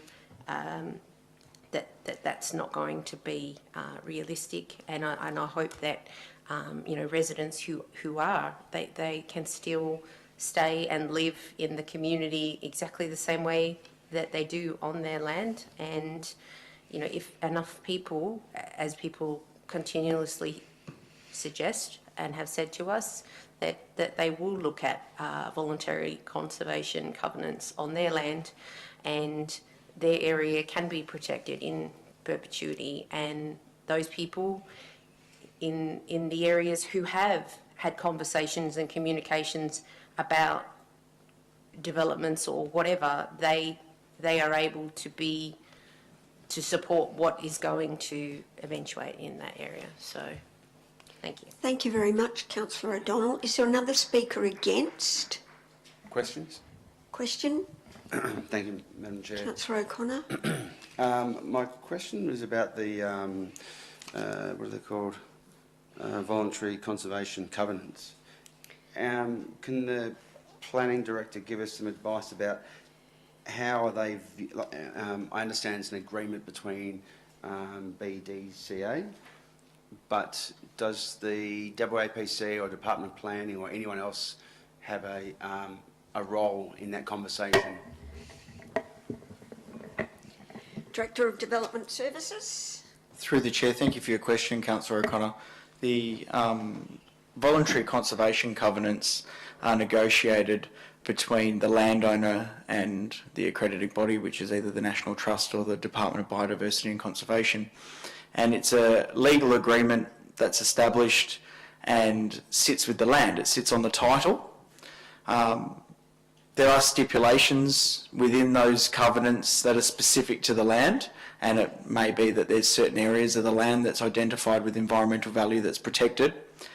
And any decisions in terms of development, future subdivision or rezoning would have to have regard for the covenants that are on that land, along with any other environmental assessments that are required by the planning framework.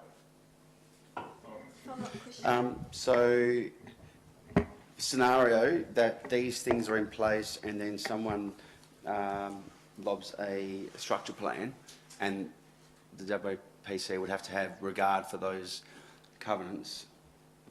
Which one wins out in the end? Is it WPC or DBCA?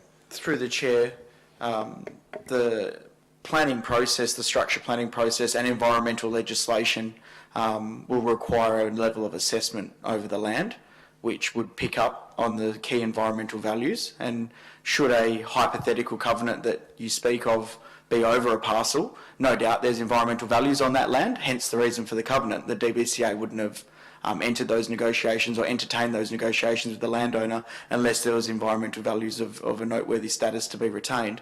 So that'd be picked up through that planning assessment process, and no doubt that covenant would also be picked up, and whatever the level of assessment or level of environmental value is on that property would be considered through that process. Another one, please, while you've got the microphone, is that all right? What are you able to tell us about the details of, what are you able to tell us about the details of a developer's activities and in relation to block sizes, proposed block sizes? Through the Chair, could you please rephrase the question? Okay, my question is, I understand there's a developer who's shown interest in the area. What are you able to tell us about the details of any proposed block sizes? Through the Chair, the area is identified as urban investigation under the City's Local Planning Strategy 2010, approved by the Planning Commission in 2013.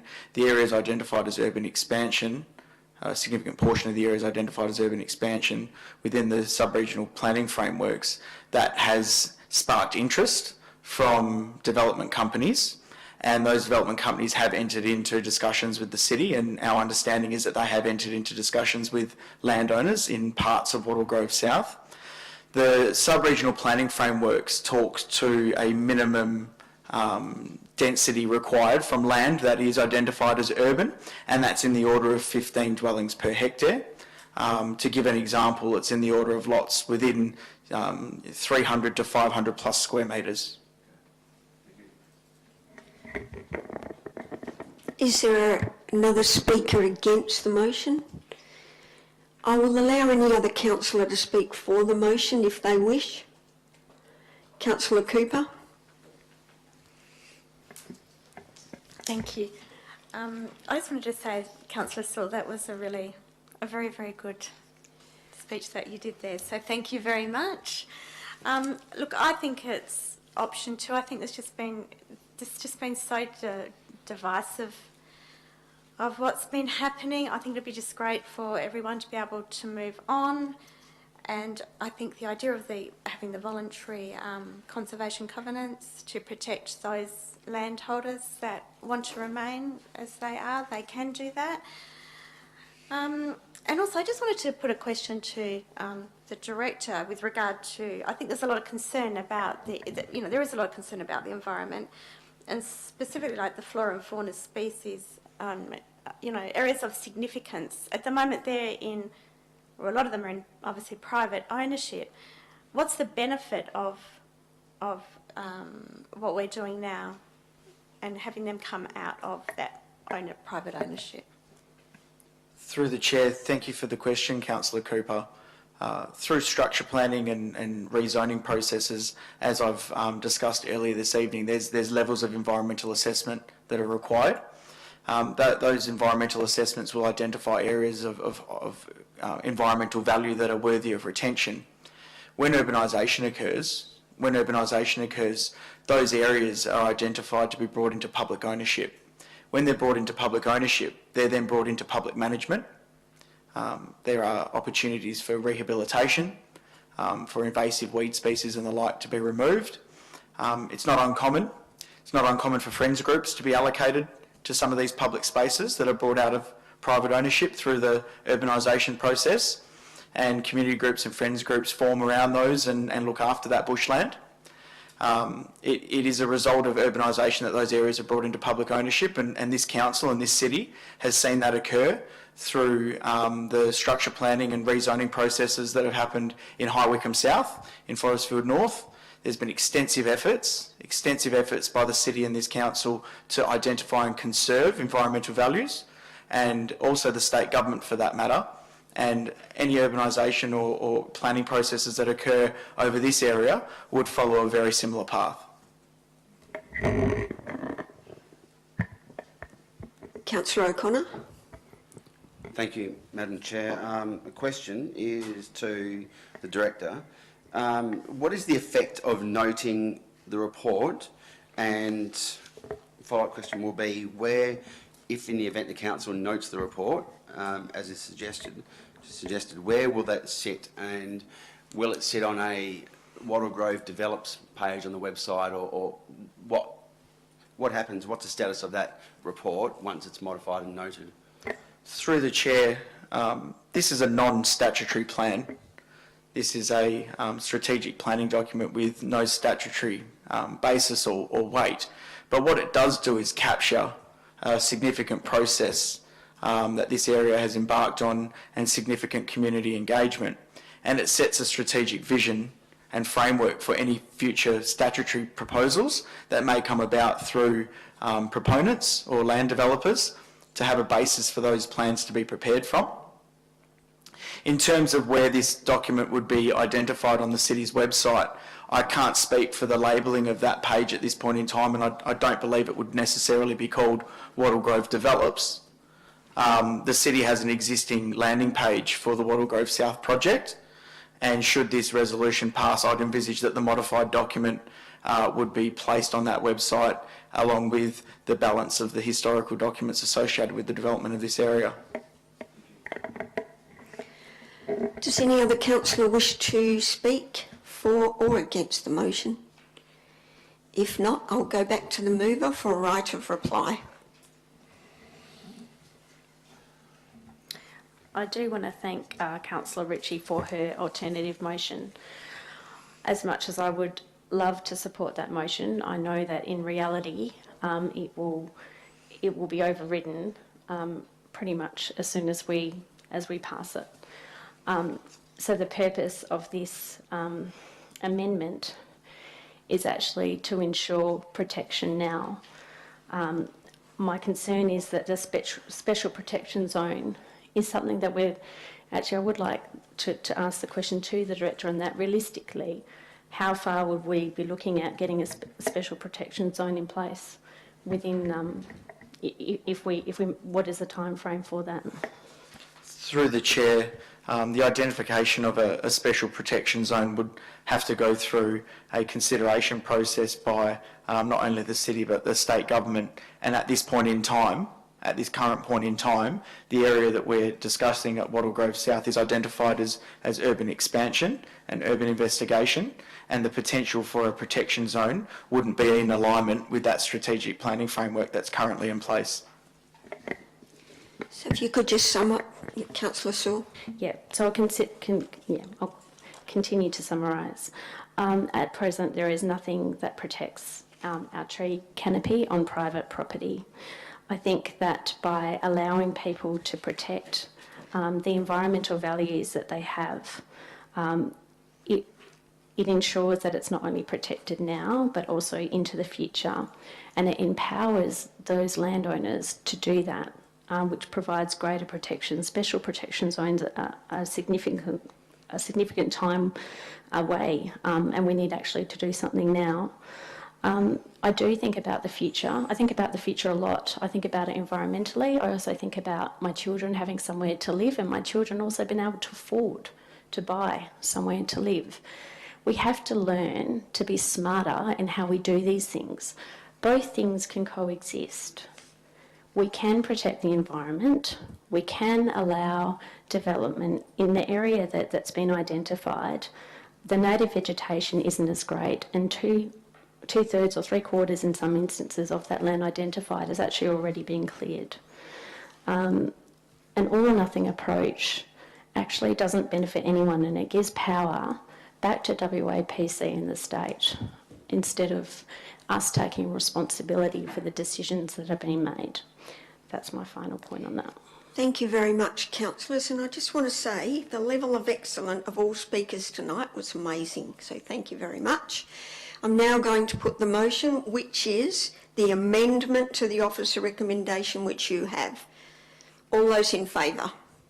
Councillor Sewell, Councillor Stallard, Councillor O'Donnell, Councillor Billage, Councillor Cooper, Councillor Blair and Councillor Thomas, and against Councillor Boyd, Councillor O'Connor and Councillor Ritchie.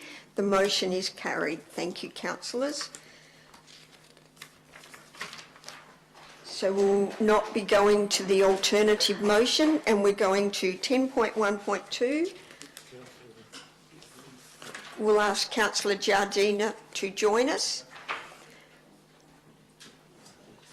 10.1.2, consideration for the control of cats. Are there any questions? Councillor Giardina has rejoined the meeting. Thank you, Councillor. We'll just wait for Councillor O'Donnell. Are there any questions about this?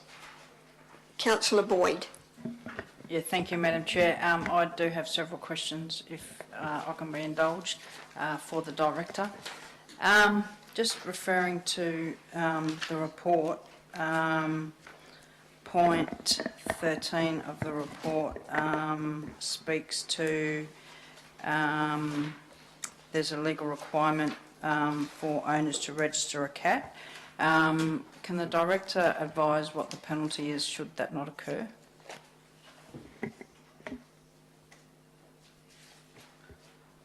Through the Chair, I'll have to take that question on notice. The direct penalty, unless you give me a moment to reference my email, I don't have it from the top of my head. Thank you. Further question, Councillor Boyd. Councillor O'Donnell has returned to the room. Further question. Yeah, I'm just saying the Director. Through the Chair, I've referenced my material, and a modified penalty in the order of $200 may occur for a cat that's unregistered. Thank you. Some follow-up questions. I note at point 14, the city has indicated that there's 2,105 cats registered, microchipped and sterilised. I'm just wondering, is this the sterilisation and the microchipping and registering, is that consistent with the dog registration policy and law? And if it's not, why is it different? Through the chair, it's not a requirement as part of the registration of a canine or a dog to be desexed, but it is a requirement for a cat to be desexed. And from our understanding, that is as a result of controlling populations and the nature of cat ownership and dog ownership. They are different, and there has been issues in terms of feral cats, throughout native areas and areas of bushland, and it is our understanding that the requirement to neuter cats is a result of trying to protect the environment and protect the nature of feral cats out in those in the bushland. Another question, Councillor Boyd? Yes, thank you, Madam Chair. I know this is probably a bit of a hypothetical, but in your expertise, would the city believe that the sterilisation aspect to registering a cat would potentially provide a barrier for individuals registering? Through the chair, there are costs associated with neutering a cat, and they could be in the order of $140 to $400. But from the city's perspective, being able to appropriately neuter your cat is part and parcel of responsible pet ownership. And should an individual be seeking to own a cat, that's what comes with ownership. Is that the end of your questions? Oh, just one more, if I may, Madam Chair. Thank you.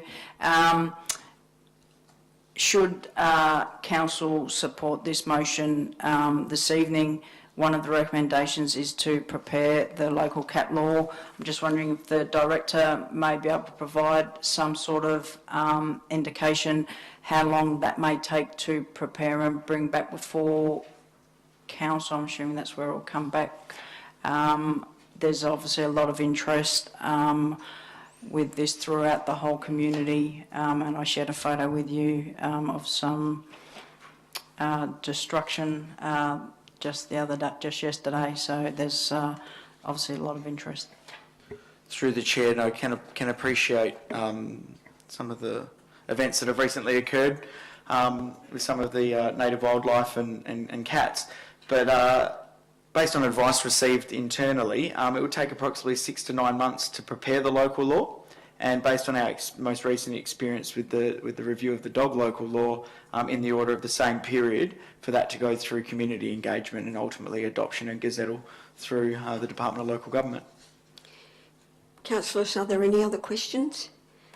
If not, the officer recommendation is on page 53. Do we have a mover? Councillor Boyd, seconded by Councillor Blair. Is there going to be any debate? I'll put the motion. All those in favour? Carried unanimously. Thank you. Moving on to report 10.1.3, the Kalamunda Activity Centre Plan. Are there any questions, councillors? Yes, Madam Chair. Councillor O'Connor. Thank you. So my question is, how long is the advertising period set out for? Through the chair, the advertising period's outlined within the recommendation and the council report.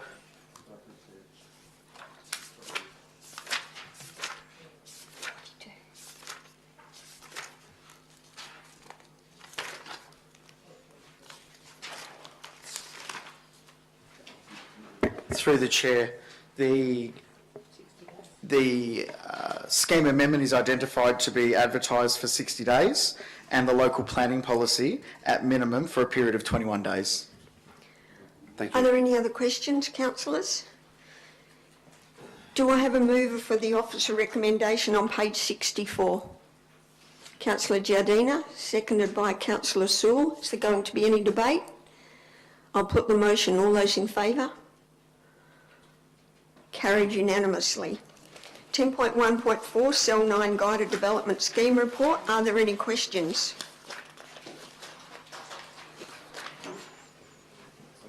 Is there a mover for the officer recommendation on page 75? Councillor O'Donnell and a seconder. Councillor Boyd. Is there going to be any debate, councillors? I'll put the motion. All those in favour? Councillor Giardina, Councillor Sewell, Councillor Boyd, Councillor O'Donnell, Councillor Village, Councillor Cooper, Councillor O'Connor, Councillor Blair, Councillor Ritchie and Councillor Thomas, and against Councillor Stallard. The motion is carried.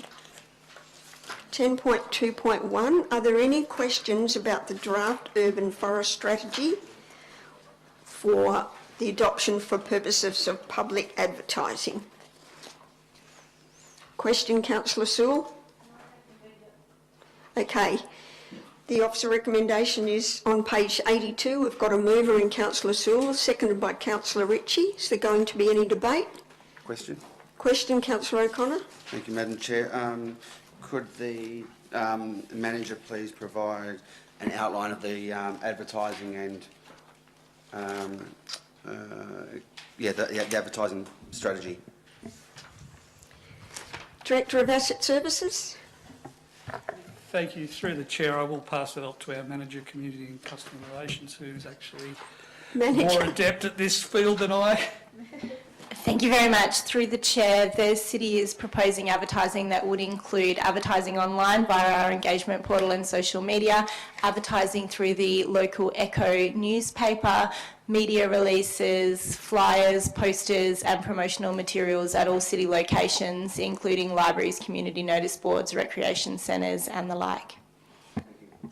Through the chair, if I could follow up, we will take note of the comments we received at the PAB regarding reaching into the orchard areas, and we'll make sure that is taken on board. So we have a mover, Councillor Sewell, and it's seconded by Councillor Ritchie. Is there going to be any debate, councillors? If not, I'll put the motion. All those in favour? Carried unanimously. Thank you. 10.3.1, are there any questions about the library services review? If not, can I have a mover for the officer recommendation on page 91, Councillor Stallard, seconded by Councillor Boyd. Is there going to be any debate, councillors? I'll put the motion. All those in favour? Carried unanimously. Thank you. The council meeting schedule. Are there any questions? Can I have a mover for the officer recommendation on page 95, Councillor Blair, seconded by Councillor O'Donnell. Is there going to be any debate? I'll put the motion. All those in favour? Carried unanimously. Corporate business plan quarterly update. Are there any questions? If not, can I have a mover? The officer recommendations on page 99, Councillor Stallard, seconded by Councillor Blair. Is there going to be any debate? I'll put the motion. All those in favour? Carried unanimously. Thank you. Solar panels and batteries on community lease buildings. Are there any questions? Councillor O'Donnell. Thank you. I was just making reference to the feedback from the gentleman that gave the deputation about the suggestions with the measurement of costs and consumption. I'm just wondering if there was any response to that suggestion. Director of Asset Services. Thank you. Through the chair, I'll just sort of recap the genesis of this proposal was to deal with some community groups leasing buildings who felt that they needed to reduce their ongoing electricity bills and that the capital cost of setting up the system was just a bridge too far for them. So it was felt if the city was disposed to providing some financial assistance to the clubs or community groups in that regard. They would be able to achieve their cost savings. The matter would be, of course, as part of that process, the city's engineering team would need to assess the application anyway, and if there was something that looked completely out of kilter in terms of their analysis, we would draw it to their attention. I'm very glad to see there was a member of the audience who was an electrical engineer tonight that could talk to this, so I didn't have to, especially being honours degrees, which I didn't get there. So, yeah, I think it'll be, I mean, the clubs themselves will do their own analysis of whether it's viable for them to proceed in those matters. Are there any other questions, Councillor Stallard? I think it's generally been answered. I was just going to say, or ask, the modelling. Have they done the modelling before, or they do the modelling in essence? They have to, so that you can evaluate it before you go ahead with it. Is that right? Thank you. Through the Chair, you'd find most companies that are providing these services to community groups, etc., would actually undertake that modelling for them as part of demonstrating the payback. It's a service that they provide in achieving the contract. Final question, through the chair. The director interrupted me. Councillor right. Blair, you have a question. Thank you very much. Just following on from our earlier discussion, obviously with the public buildings that we're going to be putting solar panels on, we're going to run into an issue with trees, and just want to clarify what the process is for that again. Director? Thank you. Through the Chair, I think it's a very large note to self when we do get those applications to look at those matters. Question, Councillor O'Connor. Thank you, Madam Chair. Does the city yet have a policy on about installing solar panels on new buildings, new city buildings? Director? Through the Chair, no. Okay, thank you. Are there any other questions? Councillor Blair? Yes, just in regards to solar batteries and where they're going to be positioned in buildings and the theft of solar batteries, we're going to have to be careful of that as well. Director, would you like to comment on that? Through the Chair, thank you for that. It's noted. One more question, Councillor Stallard. Yes, it's sort of fishing a little bit, going a bit outside the scope, but in reference to what Councillor O'Connor asked, I suppose the buildings that we're looking at for the new change rooms, multi-sex change rooms or multi-purpose, multi-function change rooms, do any of those, or would any of those have the capacity or the scope or the costing available to be able to put panels and that sort of stuff on any of those? Thank you. Thank you. Through the Chair, all those facilities are going on to buildings leased to community groups. So the solar panel question would fall under this policy if adopted by council, and not the change room project per se. Are there any other questions? If not, can I have a mover for the officer recommendation on page 103, Councillor O'Connor, seconded by Councillor Blair. Is there going to be any debate? I'll put the motion. All those in favour? That is carried unanimously. Councillors, we have now been sitting for 2 hours, so let's have a 5-minute break and resume with 10.4.4 on our return.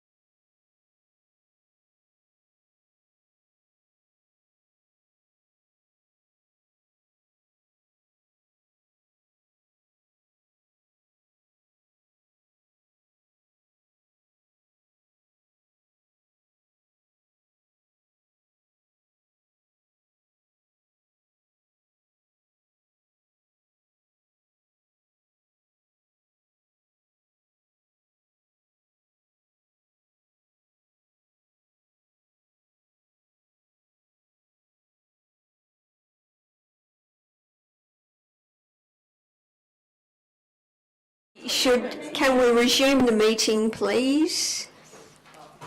So we're on to 10.4.4.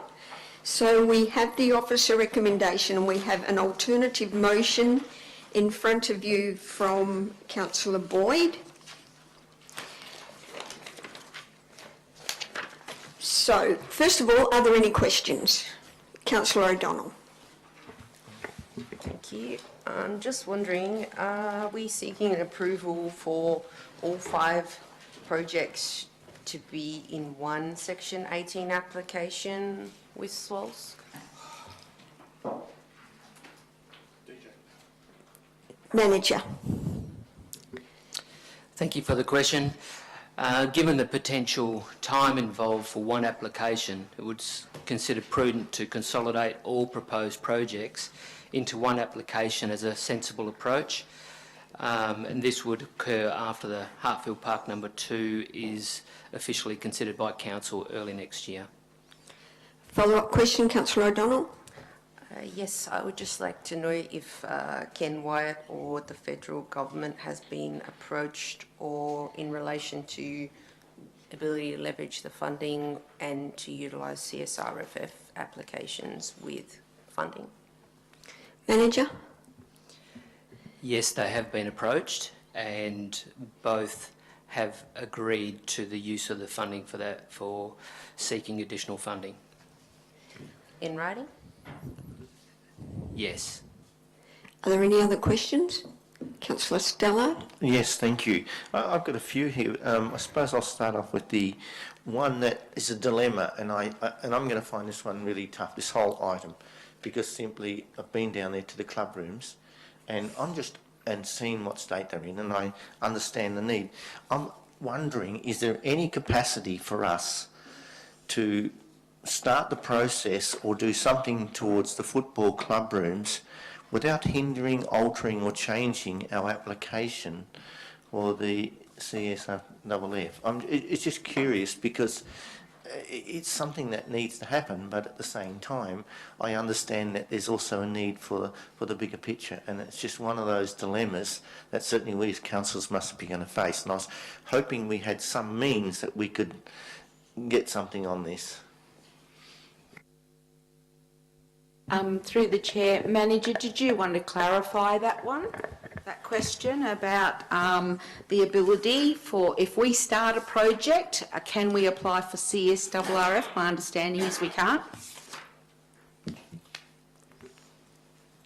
It depends on the project scope. So if you are looking to start a project and seek funding for that project, no, you can't apply retrospectively.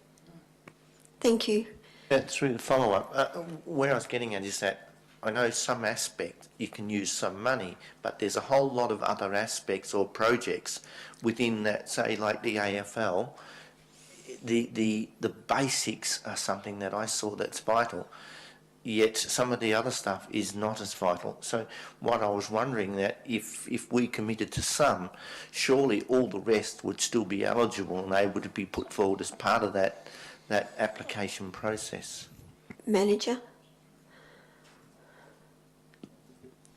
Thank you for the question. I think I understand what you're trying to achieve, but it's very difficult to split projects, and you lose the ability, you lose your economies of scale, and you end up with duplication of work, which can result in additional resourcing from a perspective of project management, and also in terms of resources. Question, if I may, slightly. Sorry, I'm hogging the floor a bit. It was interesting to hear one of the comments saying about mother having to be driven somewhere to access a toilet. Hartfield Park centre itself. What hours have we got there, and is there any crossover in time and the potential usage? Through the chair, the Hartfield Park Rec Centre does have accessible toilets, so I would have thought that could have been a potential option, pending the facility being open, of course, or by mutual arrangement.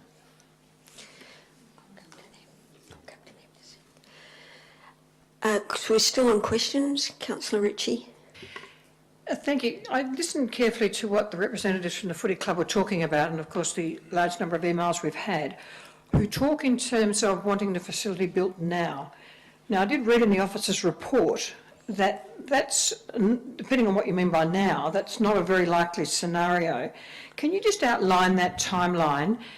If we just went with option 1, would that be quicker than looking at option 4 and all of that, you know, being able to access the funding? Can you just give an idea of what the timelines are, please? Manager. Thank you for the question. The complexity around this situation is that we are subject to Aboriginal heritage approvals. We also have to develop a federal funding application, which on historical evidence is approximately 3 to 4 months. The application for Aboriginal heritage approvals can only be commenced post that because we need council to adopt the full Hartfield Park master plan. That process in the past has taken in the vicinity of 12 months. Has taken longer, has taken less. It has taken less on occasions where it has been a transportable and has been minimal ground disturbance. So the city doesn't obviously control that process. We're subject to a process that is outside of our control, so we follow the process. But it is a very detailed and lengthy process which requires a specialist consultant to be engaged initially, have to scope up the works for the consultant, and then they have to work their way through the process, and that is why it has historically taken so long. So I guess getting to the question, we anticipate that if there's 4 months for the federal government announce a funding agreement to be established, then potentially 12 months worth of, or up to 12 months worth of Aboriginal heritage approvals timeframes. We will also have an outcome of CSRFF if that was lodged in 2021, September 2021. An outcome should be expected early 2022, which would be about the same time frame, which is why the officers are suggesting option 4. Question, Councillor O'Connor, you had one, and then I'll go back to Councillor O'Donnell. Thank you, Madam Chair. Just taking off what Councillor Stella was talking about, you know, is there anything we can do in the meantime? So my first question, is this facility part of the female change room provision that Council adopted in the budget? Manager? No. Second part of your question? The second part of the question is, listening to the club, it seems that the biggest urgency is female changing facilities and you know, a bit more room for players and umpires. How difficult do you need to go through that lengthy process to drop a demountable toilet and change room block that could sit in place for 2 or 3 years while this takes place? Manager? I guess anything is possible, but you will potentially be duplicating costs for the short term, when a longer term outcome is perhaps the preferred position of the clubs. Thank you. Through the Chair, might I also add, the Aboriginal Heritage Act 1972 was quite clear in section 17. If we undertake any excavation, we are in breach without a consent under section 18. So it's a risk the city's not prepared to take on running the gauntlet in that regard, where extensive facilities, as you describe, are proposed. Thank you. Councillor O'Donnell had another question. Just wondering what capacity we have to deliver all of the projects that we have to deliver in 2021. Manager? Thank you. Director? Through the Chair, the executive team has considered this issue of resourcing versus the ever-growing and ever-changing capital works program that we are facing through this stimulus relief. We are now working with my manager to deliver a panel of external project managers and superintendents that we can just bring in switch on, switch off as needed, depending on works programs, which would be funded by the capital works project rather than having to grow our head full-time equivalency field staff that may or may not be fully deployed. So we firmly believe we can deliver the works programs as and when they crop up. Can you just clarify, are you talking about our existing program of work, or are you talking about if we had to expedite the delivery of these projects? There's a difference there. Yeah, just to clarify, so if these works came in that are not in the current program, we'd have to lift our game in having more resources, and the easiest way forward is to get external project managers involved, because they can be brought in at a moment's notice to do the work, get it done. So the short answer is yes, if we have these programs brought on top of us, we can deliver. Thank you. With extra resources and costs. Do you know what Councillor those costs O'Connor? are? Oh, sorry. Sorry, you hadn't finished? I just wanted to know what those extra costs would be. Not at this stage. We haven't really scoped these. We would have to go out and get the pricing and all of that. So it's very early days to try and guesstimate that. Would that be correct, Director? That's correct, because the actual resourcing time is largely dependent on the value of the job, but also just the complexity of the job, and each job is different. So it could range significantly, and I wouldn't really want to put myself down tonight to try and put a shape around that. Question, Councillor O'Connor? Sorry, last one, I think. Just following up from the previous question, answer about the section 17, I think was referenced. So is it the same process regardless whether it's a temporary minor excavation or if it's a full-blown permanent facility? Is it the same length and process? Director? Through the Chair, the Aboriginal Land Heritage Act 1972 does not, Aboriginal Heritage Act 72, sorry, does not give that level of finesse. It's quite black and white. In if an excavation is an example of disturbance under Section 17, the Section 18 gives you the permission to undertake the disturbance.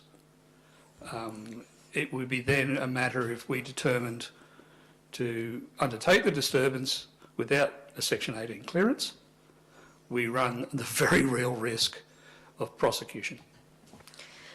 So just to clarify, so there's no minor application or review, it's all the same for anything? Thank you. Through the Chair, no, there isn't a minor categorisation. As the Manager of Community Development did explain, the process of getting a Section 18 clearance goes through a matter of investigation through qualified consultants, and then consideration through the SWASC, the South West Aboriginal Land and Sea Council. They, in many cases, if it is a minor consideration, wouldn't need it requiring the full-blown Section 18 approval and give consent. But it's a case-by-case basis. Questions? We're still on questions. Councillor Boyd? Yeah, thank you, Madam Chair. Should option, I think it's 4, officer recommendation be supported tonight, which I think provides project delivery in, I think it's 2023, 2024, which leaves user groups without the required facilities that they need. Has the city got any plans to provide them with facilities in the next 3 to 4 years that they need for their growing clubs, as was identified by one of the clubs this evening? Through the Chair, I think we've got that problem right across the city, quite frankly, but I'm sure the manager would like to elaborate on some details of what we're facing in that space. Thank you. Through the Chair, yes, that's correct. We're faced with this issue across. Council would be well aware of the master plans that we've been presenting over the last few years, and we have a lot of complex issues that we're trying to work through, and unfortunately they all come at a significant cost. We've got a Rayo master plan, which some members of our netball and basketball associations have been waiting for upgraded and improved facilities to meet their demands for over 5 years. And we've got numerous, we've got Scott Reserve, Maida Vale Master Plan have also been adopted just recently as well, and they're also waiting for facilities to be improved. So this is another lot of demands that our clubs and community groups have, which is a very big challenge for the city to be able to fund. And I guess that's why we're putting forward this proposal to further leverage the funding that we have got to try and get more projects completed and benefit more clubs and groups and ultimately benefit our community. Thank you. Councillor Boyd? Yeah, just to follow up, notwithstanding the master plans that sit over the other facilities that the city has, in the 2020-21 budget, this council approved $2 million for female facilities for Costera Oval, Rayowen, Maida Vale Reserve and Scott Reserve. So that was, maybe I wasn't clear, that was maybe more where I was headed towards in my previous question, which obviously those projects will be delivered imminently, as opposed to the 3 to 4 years that the others are waiting for, and obviously they won't. Are you debating or asking? No, I'm asking a question. Obviously, Hartfield Park wasn't considered for that stimulus project because it had this $2 million provided for in the federal funding. So obviously the delay is going to provide, by option 4, if supported, will provide delay. So again, my question is there any other option for providing some more immediate relief, given that they weren't part of that stimulus? Manager? I think once again it all comes down to finances. If council can find the money and give us the money, we can do whatever you want. But that's the problem we have, is where will the money come from? Manager, do you have anything more to add? There's a lot of questions. Just to back up that question. Okay, but Councillor O'Donnell was before you. You happy, Councillor Sewell? Sorry, it's just in relation to Councillor Boyd's question. I'm just wondering, at our strategic retreat at the start of 2020, when we do discuss our priorities, why this wasn't raised if it was such a high priority at that point in time for us to prioritise it. Don't know who would like to answer that. I'm not sure what you mean, prioritise it, what, as a high priority project, an advocacy project or a funding project? Because I think we were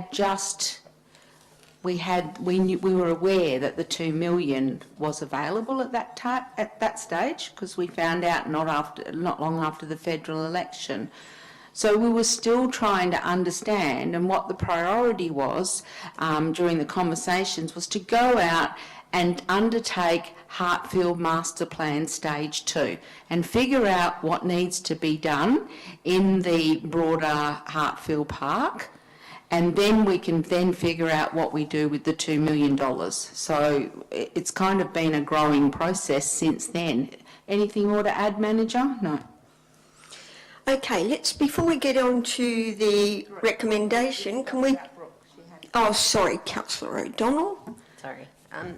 The one question that I forgot to ask before, initially when we identified projects, we actually were going to have a multi-user facility, correct? It wasn't just for the rugby and the football.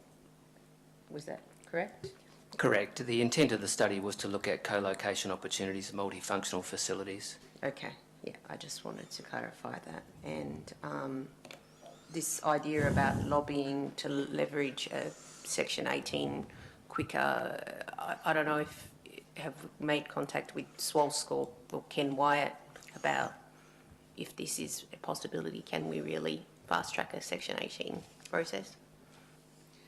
Through the chair, I've had a discussion with Mr. White to see if he could help. He said he would look into it, but I haven't had any advice back from his office. Short question from Councillor Stallard. Sorry. And then Councillor Giardina. Look, I'm just making sure everyone gets their money's worth tonight. Another question is, interestingly, there is a problem, there is an issue.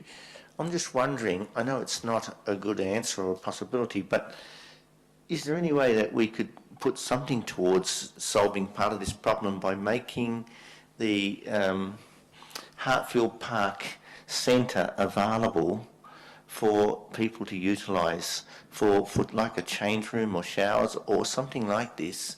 Because you've got Friday nights, Saturday and Sunday, at least some part of that, especially when you're considering the ladies' teams and stuff like that. It would be a means to do something positive. I'm asking, is it possible to offset the time delay? Yeah, I understand the question. I think that sounds like a very good idea. We could investigate and look at possibilities. I think the manager will write that down and look into that, and we'll get back to you. I think that was a little gem. Thank you, Councillor Stallard. Councillor Giardina?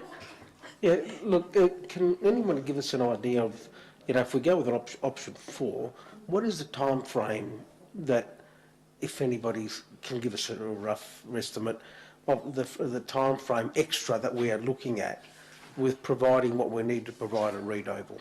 Manager? Can anybody give us, we're trying to maximise our dollars here, I know, but, if we do go with 4, how much longer do they have to wait? Okay, through the chair. In terms of the timeframes, we're basically looking at, by going through the CSRFF process, we don't anticipate that's going to be too dissimilar to having to wait for the time that would be required to wait for the Aboriginal Heritage Approval process. If that funding is available, it would be available in 22-23 financial year if it was successful. Thank you. Before we go any further, can we go back to the declarations and just remind... Yes, we can, Madam Chair. Just a reminder that Councillor Stallard has declared an impartiality interest as a member of the bowling club, and likewise Councillor Boyd has declared the same impartiality, being a coach for the football club. Right, councillors, we have an officer recommendation and we have an alternative motion. So I'm starting with the officer recommendation and asking, is there a mover? Councillor O'Donnell? I would like to second this recommendation, so we'll go to the mover. Thank you.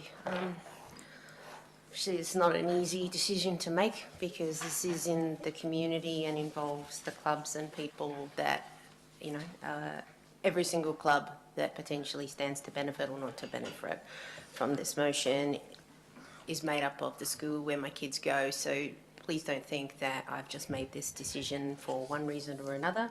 I've had to look at this from a very independent perspective where I see option 4. It provides that fair and equitable approach to as many groups as possible. It is going back to value for money to ratepayers by leveraging the additional funds. It enables us to make sure that we do project manage these projects without any issues about additional resourcing or quality. The Section 18 clearances, there are so many issues going on within the SWALSC organisation right now that even if this wasn't an issue, there's definitely issues about the time that it's taking to go through the process. The federal government has no issues. They've provided written notice that there is no problem with leveraging the funding. If, for instance, say next year we were to get some election commitments and they say, well, we want to finish off one of those projects, we can actually vary the paperwork. And we know that the CSRFF program has the projects for change rooms as a high priority in their program. I just don't think that we should rush into this, and we need to try and do the right thing by everyone. Obviously, there is an alternative motion. I can't support that because I don't feel that it's reasonable about the resourcing, about the cost to ratepayers more in the long term, because let's not forget the community and recreation are ratepayers, and even if they don't pay for it here, they're going to pay for it in their rates, and we're going to have to increase rates, because if we don't manage to get advocacy for the bowls or the tennis, which is suggested that we will do advocacy, but we've actually highlighted in February where we actually wanted our projects for advocacy to come from. Things like Maida Vale Reserve, Scott Reserve Master Plan, the Ray Owen, the Stirk Park, the town centre. These things we as council endorsed being the priorities in February. And the question is, what do we forego if we put Hartfield as that priority now? I think obviously there's concerns about the other clubs who potentially miss out. We obviously had a deputation from the bowling club today, and I wasn't able to make contact with the tennis to ask for their facts, but I'm pretty sure if anybody was part of council then, there was a huge amount of engagement with the bowls and the tennis and the then rugby, who was going to be part of this process, to actually buy into this process, because initially the tennis didn't want to be part of this project. They wanted to be by themselves, but they saw the benefits of being able to work to this system. So we can't also just say we can't let them down either. We have the same issues for almost every sporting club. I know there are obviously some who have benefit and are fine, but the onus is on us now. We have $2 million.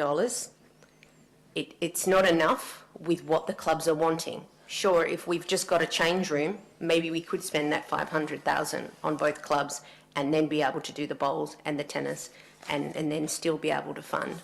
But that's not going to be the product that the club wants now. The club wants a $1 million, almost $1 million, 900 and something $1,000, which is half of the funding that we have right now. So the onus is on us to be creative and to find additional funding. And we are bound by the Local Government Act to consider all opportunities for funding before we look at rates, before we look at using more funds. So I think we need to take this opportunity now, because there's not going to be an opportunity like this in the future. I think that, in the past, the clubs rely on the collective nature of supporting one another for positive outcomes.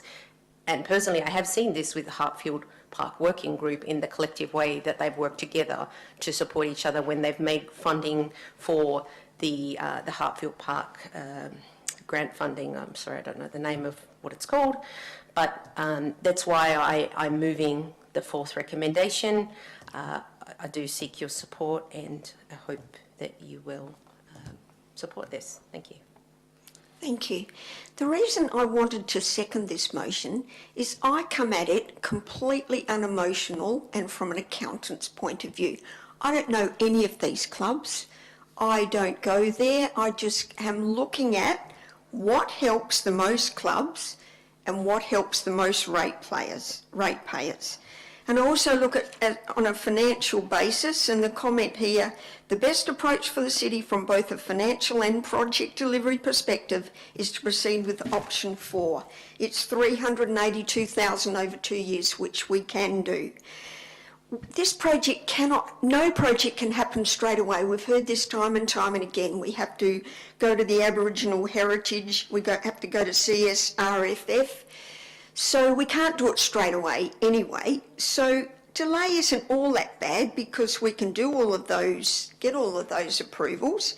Our staff are very busy with stimulus projects, and maybe if it is delayed a bit, we wouldn't have to pay more consultants because our staff could do it. And during that delay, there might be opportunities for advocacy. There's another election. So I just think it's wrong for all money to go to 2 clubs and the others get nothing. And I think the officer recommendation is equitable across all clubs, and we should support it. Speaker against the motion. Councillor Boyd. Thank you, Madam Chair. I'm speaking against this because, as you mentioned, I do have an alternate motion, which I'm not quite sure why the alternate doesn't go first, since it did in the last alternate motion, but anyways. The reason... Can you clarify that comment, please? I just thought Councillor Sauls was... Councillor Sauls was an amendment. Okay. It was a minor adjustment to the officer recommendation. My apologies. I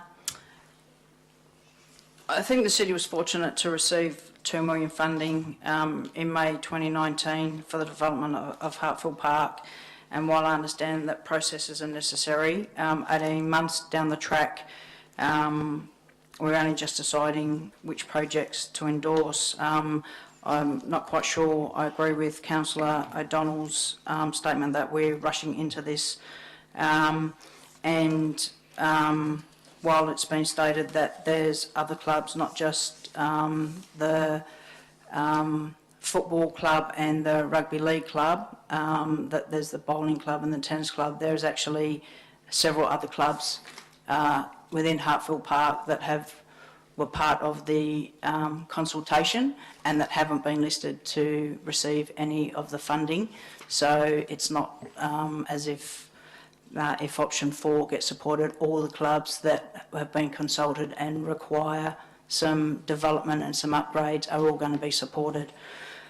However, we're still sitting here with uncertainty 18 months down the track. As I made comment of earlier, Hartfield Park, rightfully so, was excluded from the considerations of the $2 million stimulus projects geared toward female change rooms, which are now being delivered and developed at other reserves throughout the city. I don't have issue with that whatsoever. Notwithstanding the Section 18 application, I've asked a few times about the options for advocacy for this, and I believe the city should be able to deliver the identified projects in a timely manner. I was advised only at 6 p.m. this evening that the government was in support of using the $2 million for leverage. I wasn't advised that Minister Wyatt had supported this, only that the government was, so that was news to me. However, there's still no guarantee of the success of this strategy,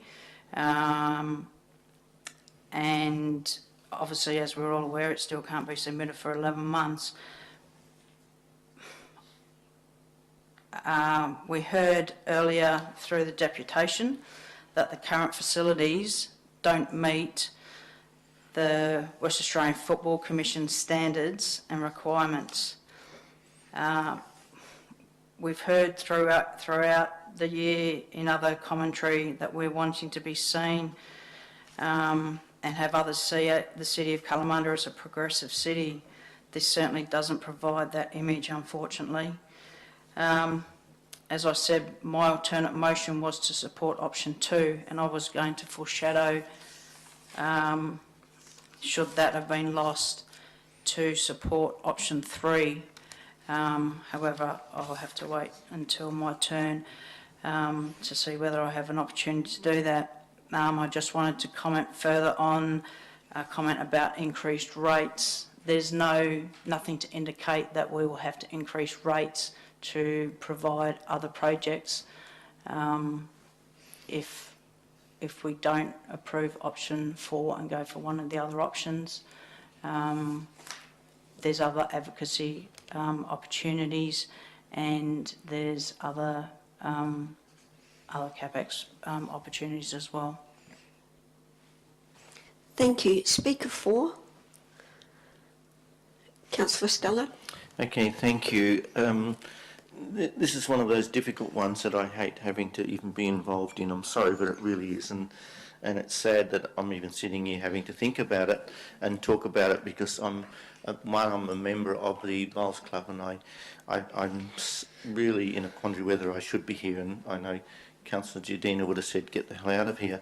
I'll stay for now, but I'm just wanting to let you know that that's a difficult part for me. I think this is again another indication of how money given or promised during an election can cause us so much grief, and that's happened so many times before. And it can be so joyful, but at the same time it can be so traumatic, and it's sad. The question I would be thinking in the back of my mind is if the CSRFF is unsuccessful, how soon can we utilise the money and what alternative plans? So I think we have to be a little bit broader in our thinking here and have contingencies in place. I suppose one of the questions that I face again, as comes back to what I said at the start, is that the old pub test and how much in my involvement in this is a questionable one, and that's why it's been difficult. I've always had the belief that to start a job you should be to finish it, and I think Councillor O'Connor raised that one point before. And certainly it's better than trying to do ad hoc, finish, partly do one and then come back. It's always more expensive and never appropriate. And I thought that until such times as I saw the other alternative that was being offered and a chance to satisfy a greater audience, a greater level of community. If we spend the $2 million straight away on those 3 areas, mainly in 2 areas, then there's what we call the opportunity costs creeps in, and it's sad is that others will miss out. And I think as per what was read out earlier, and we got a copy of it, they said that they've been put, for a long time they've been wanting to upgrade the club room for the bowls club, and the tennis club have been wanting similar things because theirs is a little antiquated, to say the least. It's sad that they would then go on the back burner, and advocacy seems to jump around a bit and access to money jumps around, and the CSRFF probably wouldn't come as quickly back to them for what they want to do. So it's a difficult one, and I know that by going with the 2 million earlier, and I'd dearly love to, if I had the bloody 2 million, I'd give it to them, because I think the football club really do need it to be progressing, but then so do the other clubs, and that's what's so tough. But I noted that if we go for this, if we just went for option or 2, certainly for 2, in that situation, what it would mean is that potentially down the track we would have to pay or find another 700,000 if we didn't get advocacy in there, which that's what equates to 2%. It's not whether we raise the rates 2%, but that's the equivalent of 2% change, and that's something that's important. The other two little brief points, and I'll be out of your way and get out of your hair, since you've got some and I don't have much. But I think that the breadth situation is one that can be overcome, but it still would be something that have to be considered, where we'd have to get more staff to if we went down this other way. My understanding is that we have to give directions by December, and those directions to the federal government, and that once we've given that, I think my belief or understanding is that the money would then be available up to 2026 or something like that, and so obviously we wouldn't lose it, because that would have been one of my biggest concerns. Losing that bit of money would be horrific, but it's not an issue. So therefore I'm torn on this one, and I find it terrible that I have to make a decision, but I think I'm looking at supporting 4. Is there a speaker against? Councillor O'Connor. Thank you, Madam Chair. I'll be brief. I can understand the rationale for this revised position with the funding and the bundling option that the officers have put forward, and I appreciate the late advice from the government. My issue comes down, it's twofold. Councillor Stellard referenced the grief when it comes to grants, and I am in favour of dealing with money when you get it and not complicating the process. The Hartfield Park Centre has been funded well over the last several years.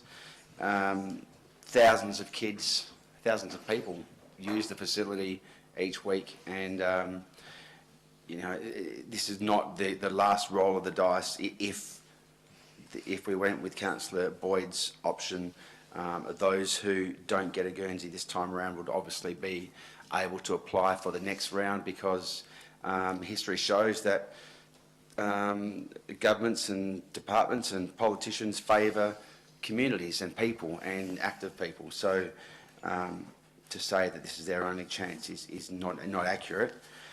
And my main issue is the conditions that these kids and the users are experiencing, which was obviously enough to receive or secure the grant funding back in May 2019.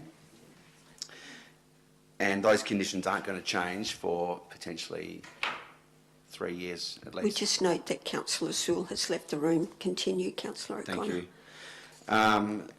And I take on board the responses to my questions about the installation of a Donga-style female change room. I understand the excavation issues. I would have, I can't say with any certainty, but I'm always in favour of engineering solutions rather than problems, and some of these things can sit on top of the ground, and some plumbing can also sit on top of the ground, and some wiring can be done overhead. And my issue is, what can we provide for these kids, especially the girls, in the short term? And that's, if there was something that we could do to resolve that, I think walking across the road potentially at 6 or 7 o'clock at night isn't ideal. Then I would support the bundle it all up option. But I think, with that in mind, I support Councillor Boyd's motion, which in my view would bring something,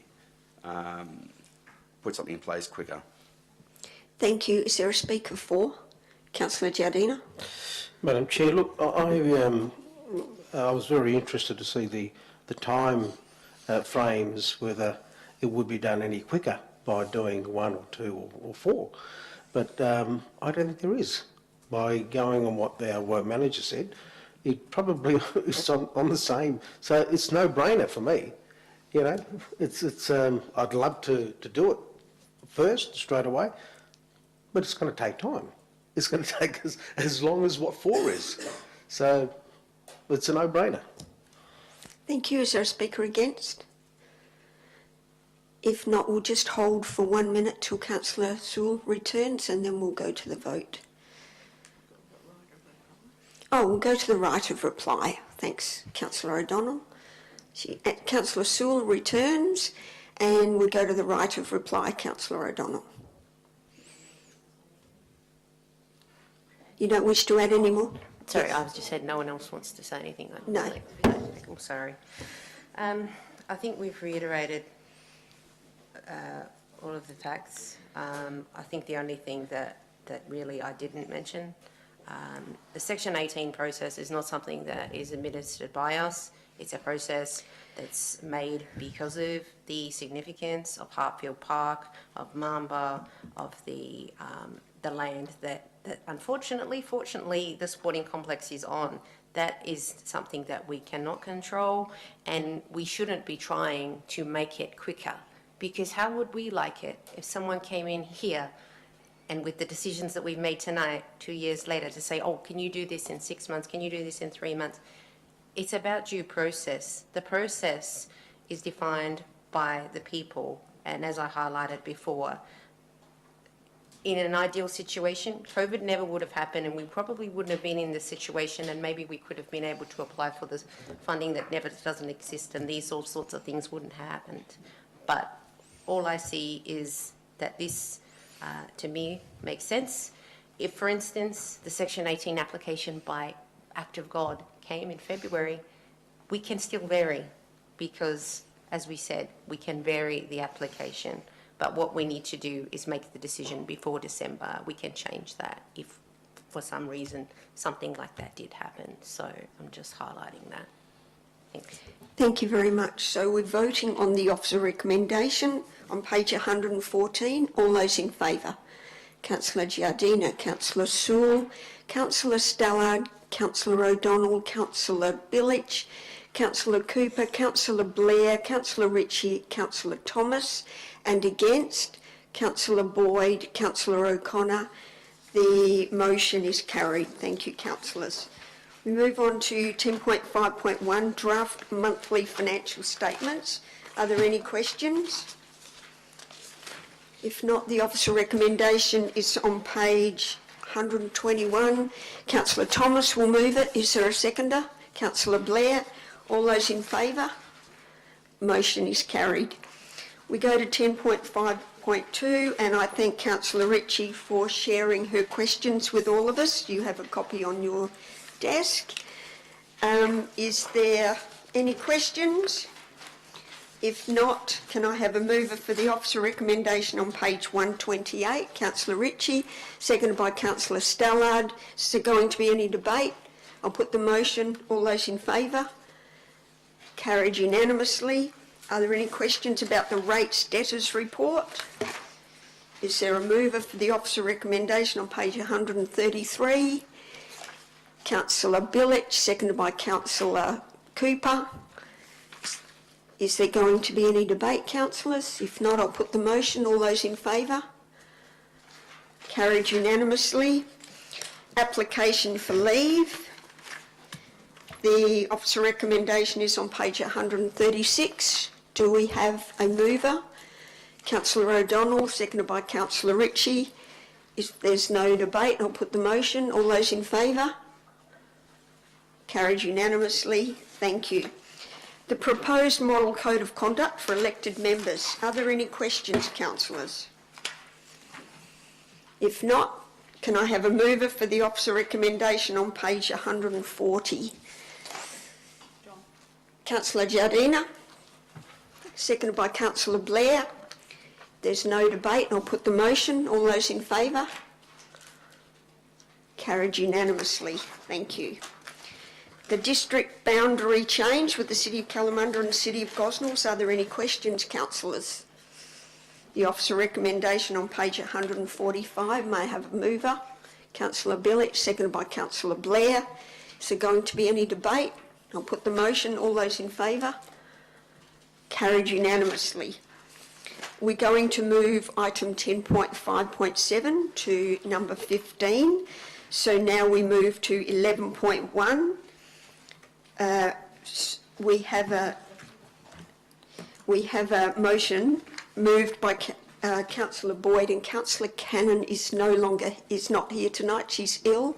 Is there a seconder for this motion? Councillor O'Connor.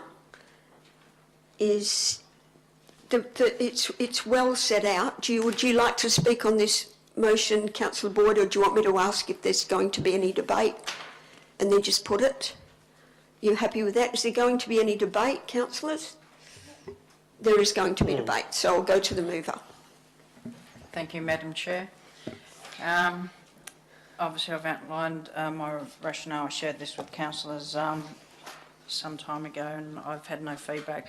But our community has been active for over 12 months since the first design for modification to the intersection at Hale Road and Tonkin Highway was made public. Several of the councillors present here tonight were present at the first community meeting, first community-led meeting called at short notice, which was attended to by upward of 300 residents.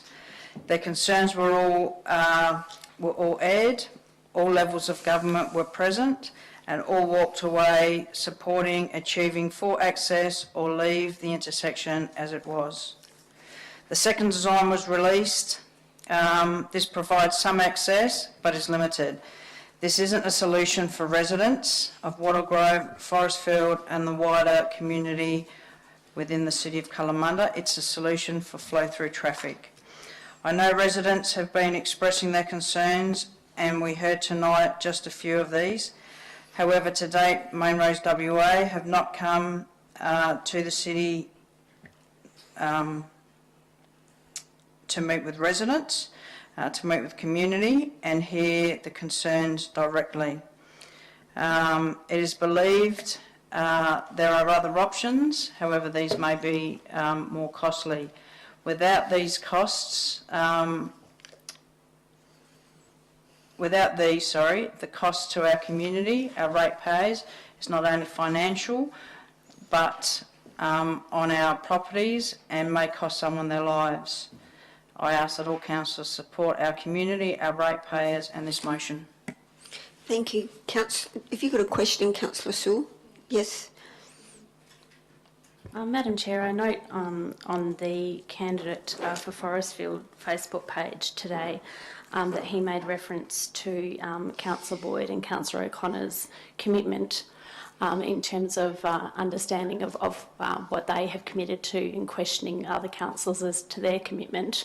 I was wondering what Councillor Boyd and Councillor O'Connor had committed on behalf of council, please. Councillor O'Connor, do you want to take that? Well, on my behalf, I've said I agree with what they proposed to do. So I helped Councillor Boyd chair a meeting that I think some councillors came to at Reed Oval about a year ago, something like that. And the outcome of that was everyone agreed we should retain full access. So I held that view for a year and I hold it today. Follow-up question. Can I speak on my behalf? Sorry. As soon as you ask me a question. Okay. Councillor Boyd. Yeah, thank you. Through the chair. So I attended the community meeting held just over 12 months ago. I was asked to help facilitate that meeting on behalf of the community, which I did in conjunction with Councillor O'Connor. I referenced that just a short while ago. Several councillors were present at that meeting. I was also present at the second community meeting held a couple of weeks ago. I was asked to speak as a councillor at that meeting.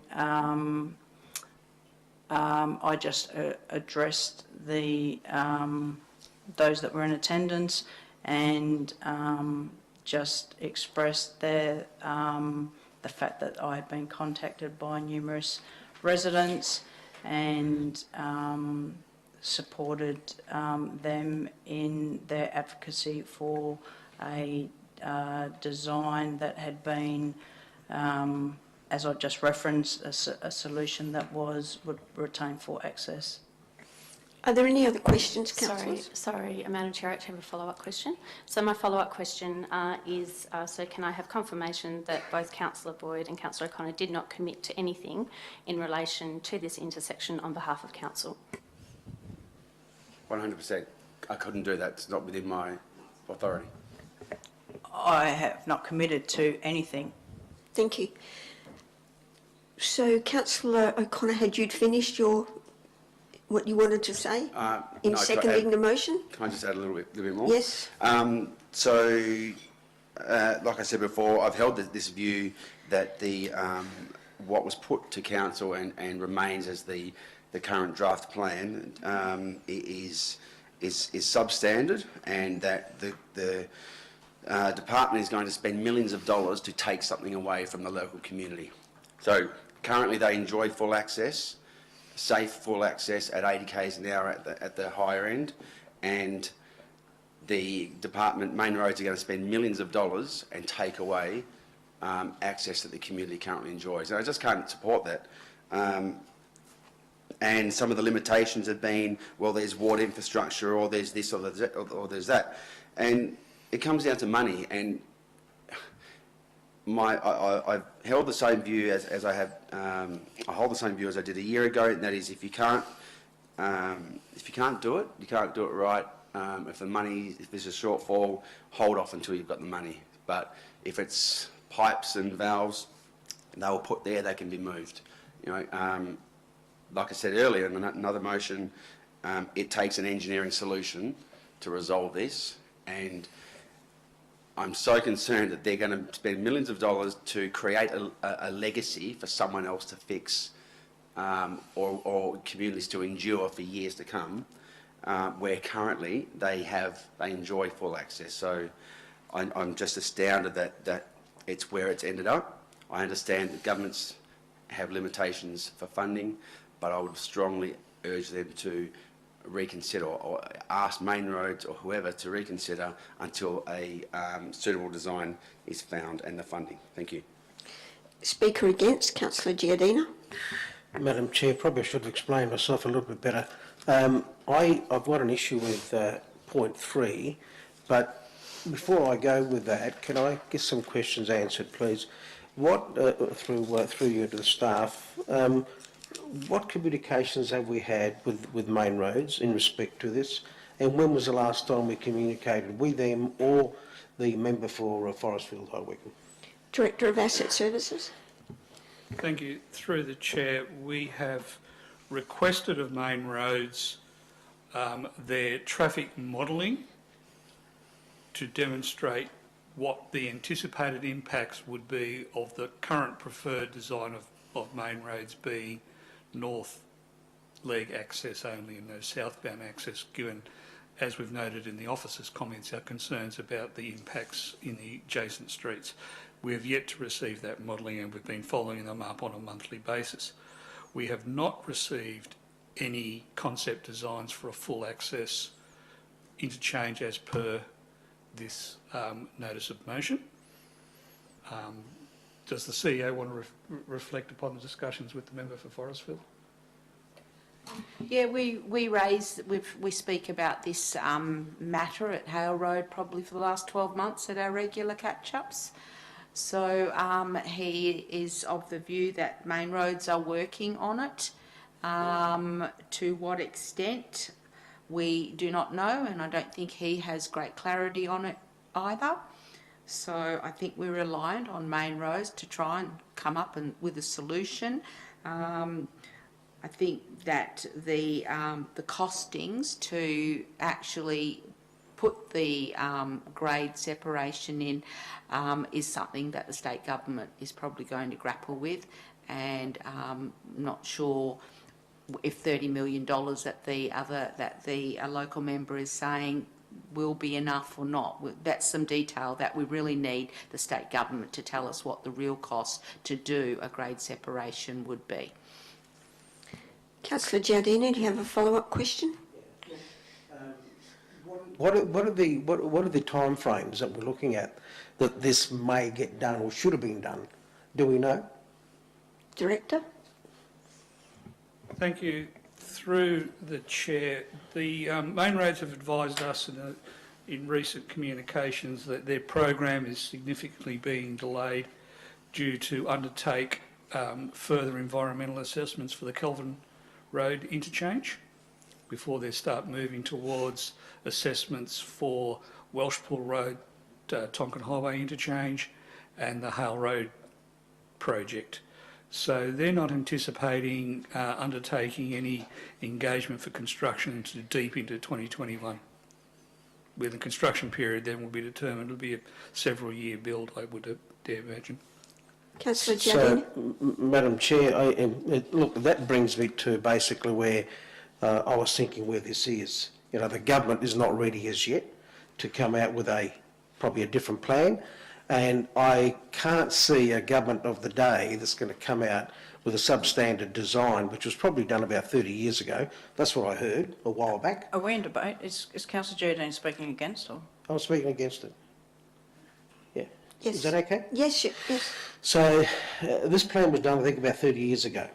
And finally, you know, it's coming to fruition that something's going to be done at that intersection. I have no issue with this going ahead. I think it has to be done, and it's got to be done properly. Just that I don't believe for 1 minute that this government, or any government, would go ahead and do something today that's substandard. I just don't believe that's going to happen. And look, I haven't spoken to Stephen Price, whatever member, but we've got an opposition guy down there that's moving heaven and earth for us to bring Main Roads at a meeting and the Minister for Planning to get berated by our community at this point in time. I don't think we work that way as a council.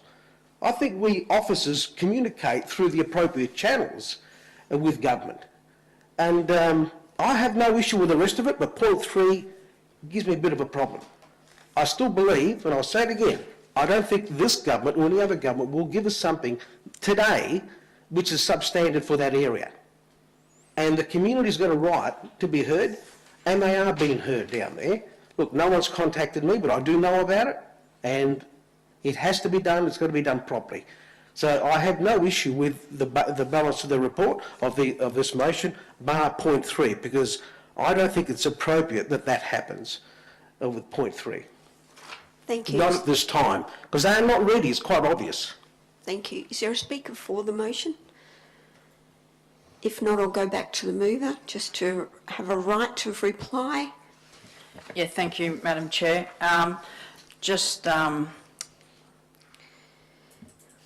The community is not being heard on this matter. The community has been speaking up in regards to the two plans.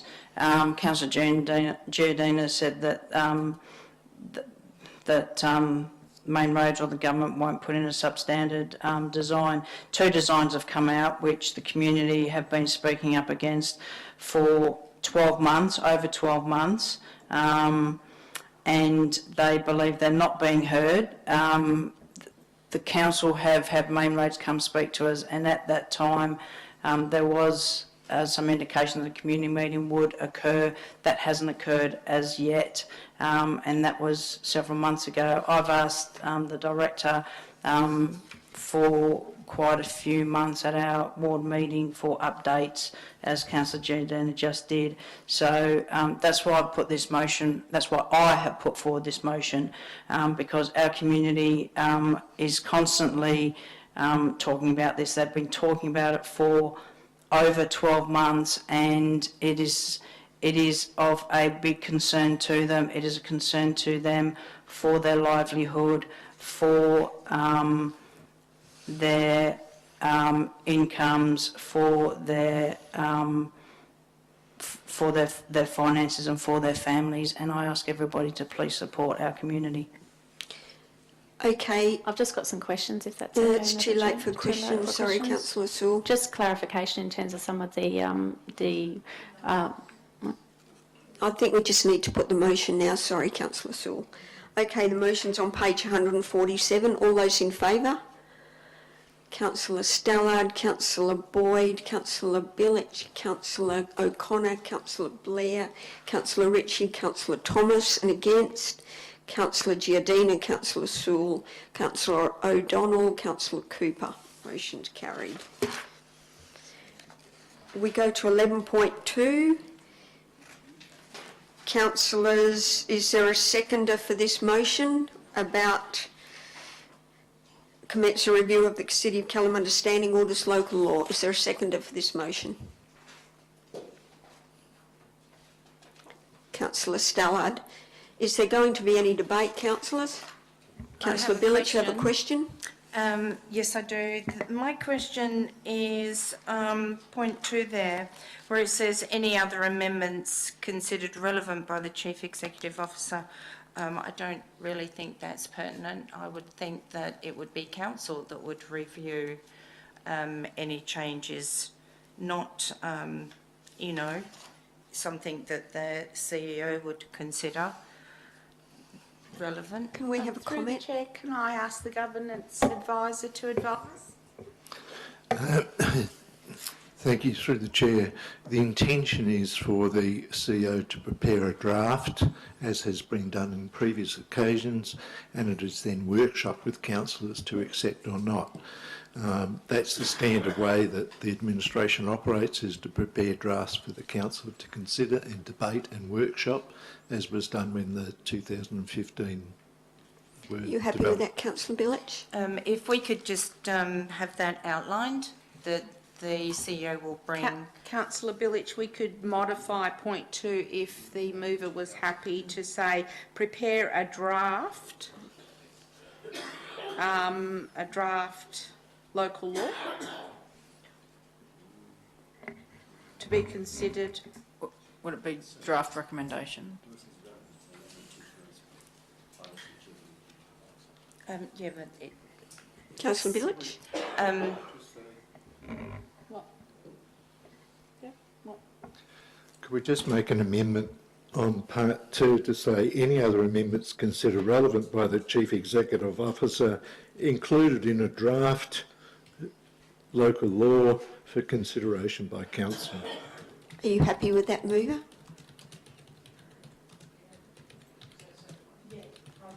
Yep. Are you happy with that, Councillor Boyd? Are you happy with that, Councillor Stello? Does everyone understand that? Are there any other questions? Is there going to be any debate? Oh, sorry, Councillor Ritchie. A question? No. Oh, okay. There's going to be some debate. So, Councillor Boyd, the mover. Yeah, thank you, Madam Chair. I'll keep it brief. Obviously, the current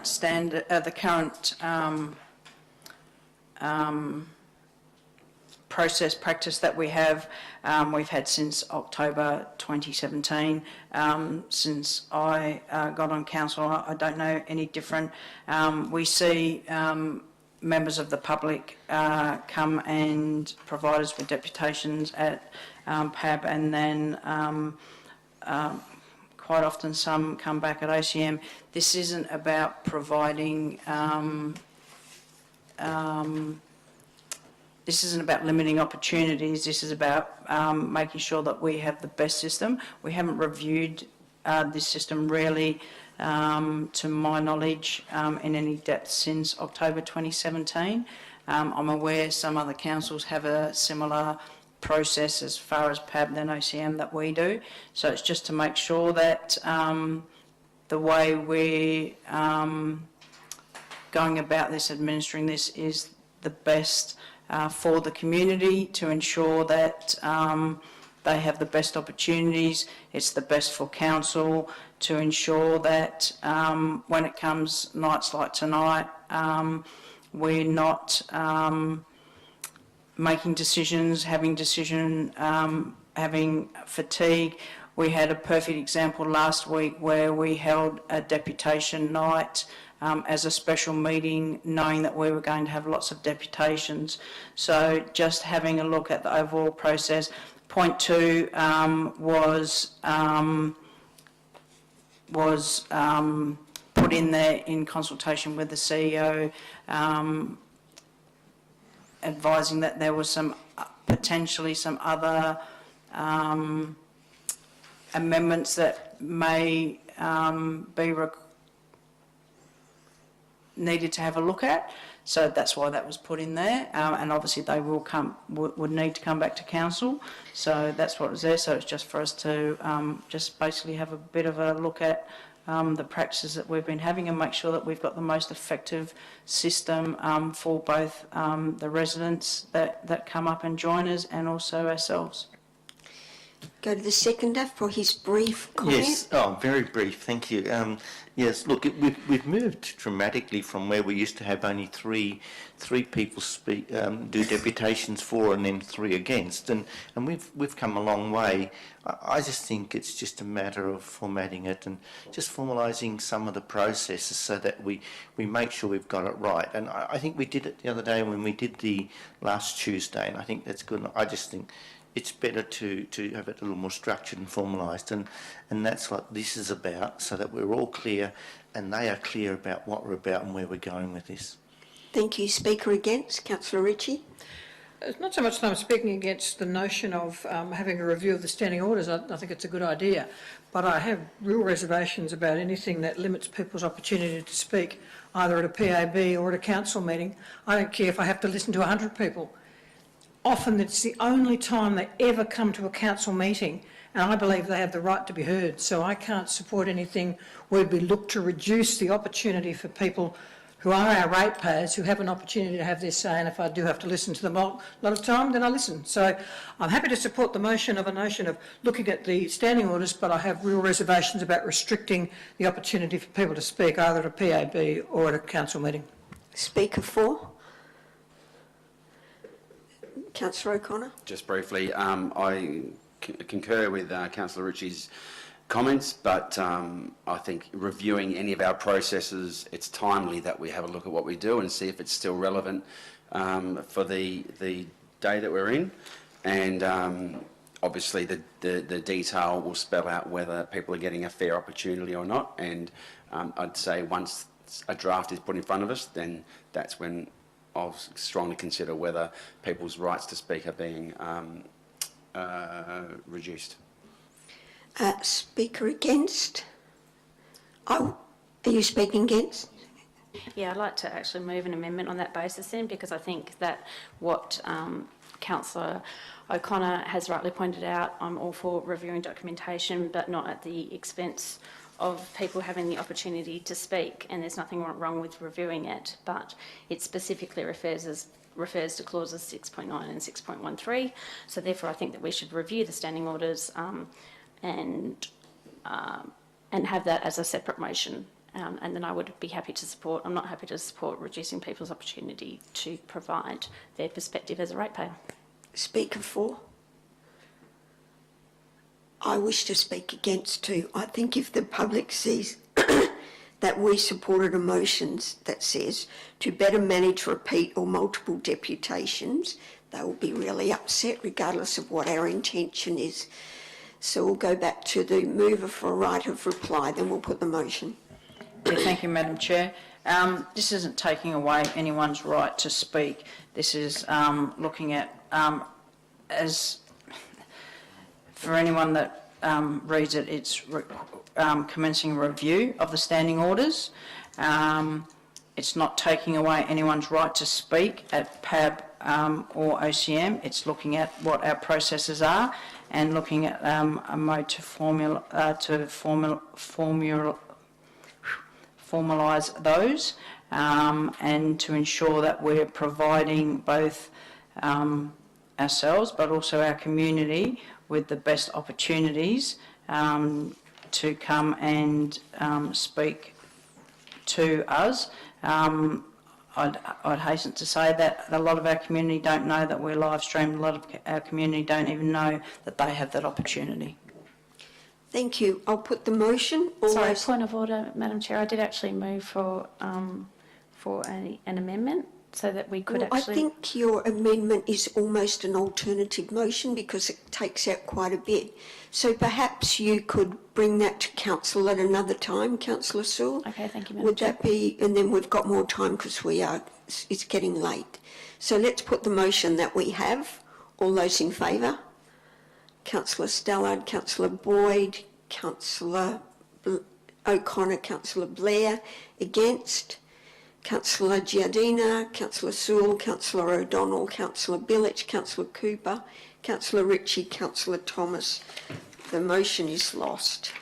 We've got 11.3, political signage. Councillor Giardina, is there a seconder for this motion?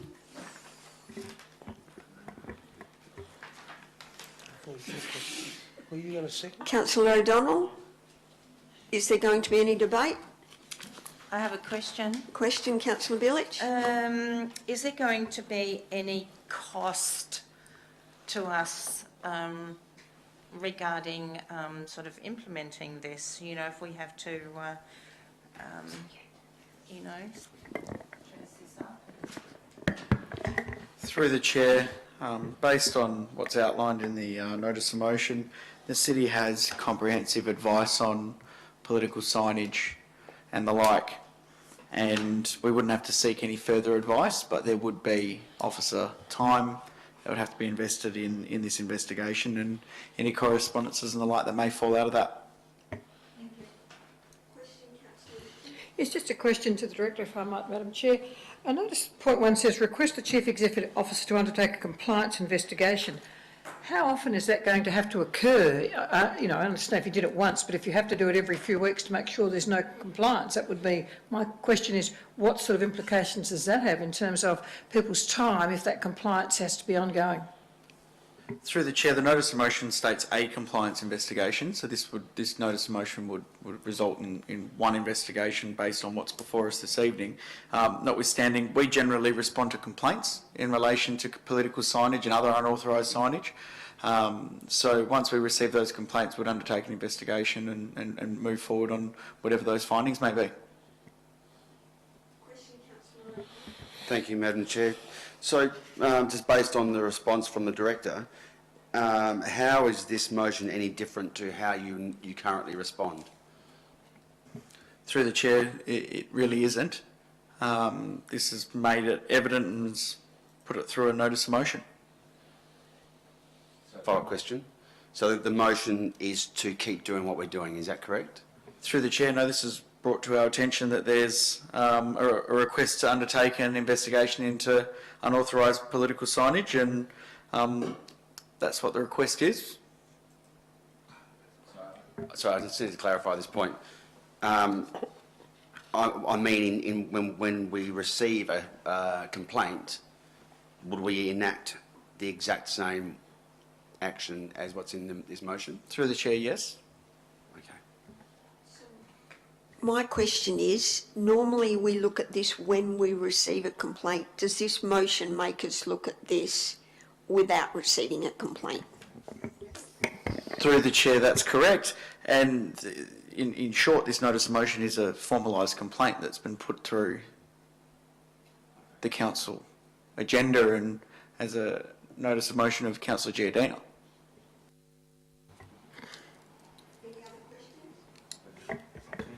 Councillor Ritchie? Yeah, I come back to my original question. It says, request the chair to undertake a compliance investigation. So if we do that tomorrow and next week, a sign is out there. So we're talking about a one-off investigation. Is that what we're actually saying? Through the chair, that's my interpretation of what's being said, and notwithstanding, you may wish to ask Councillor Giordano. It's his notice of motion. Councillor Giordano, would you like to make that clear? Yes, it is. It's a one-off at the moment, but I certainly want to make sure that the officers do act more decisively than what they have been. In particular with repeat offenders that know better. Are there any other questions? Councillor Boyd? I'm just in regards to signage. I understand that the city has a policy that we don't act on aspects unless a complaint is made, and I understand that signage, local law, one of the aspects, or there's several, one relates to sporting club registrations, one relates to fitness groups. Would the city consider complaints that people make on Facebook as a complaint, or does it have to be directly written to the city, knowing that the manager for PR is monitoring Facebook all the time? Through the chair, in relation to the types of complaints received and the manner in which the city follows up compliance, I mean, generally speaking, we operate on a complaints basis. We don't have the resources out there seeking out compliance issues. Notwithstanding, if an officer brings to our attention that a sign is blocking the sight line of an intersection, and on the advice of our traffic team, that's unsafe. If a complaint hasn't been received, but it's been identified that that's an unsafe placement of signage, we will follow that up. Likewise, if it's impeding pedestrian access or something like that, it's not necessarily just complaints that we respond to, but they are generally safety orientated if something is acted proactively on the city's part. Majority of our compliance matters are in response to complaints. In regards to noting a complaint on Facebook, we often receive complaints via councillors that have been cited off Facebook posts and other matters that are outlined on Facebook posts.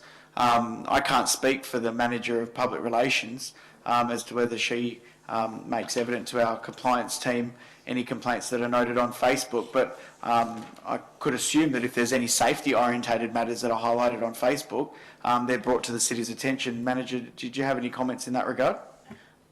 The main comment that I would make is that generally speaking, if we were looking at complaints, it would be deemed a complaint if it was on our Facebook page. So if it was on the City of Kalamunda's Facebook page, then that would be put forward through to compliance as a complaint. If it was a post that one of my officers saw while we were media monitoring or something like that, then following on from the sentiments of the director, it would only be if there was really significant concern in that post. And generally speaking, we don't actually have resources or time to follow up those types of matters. It would be a complaint if it was on a City of Kalamunda page, because that's really where we're looking.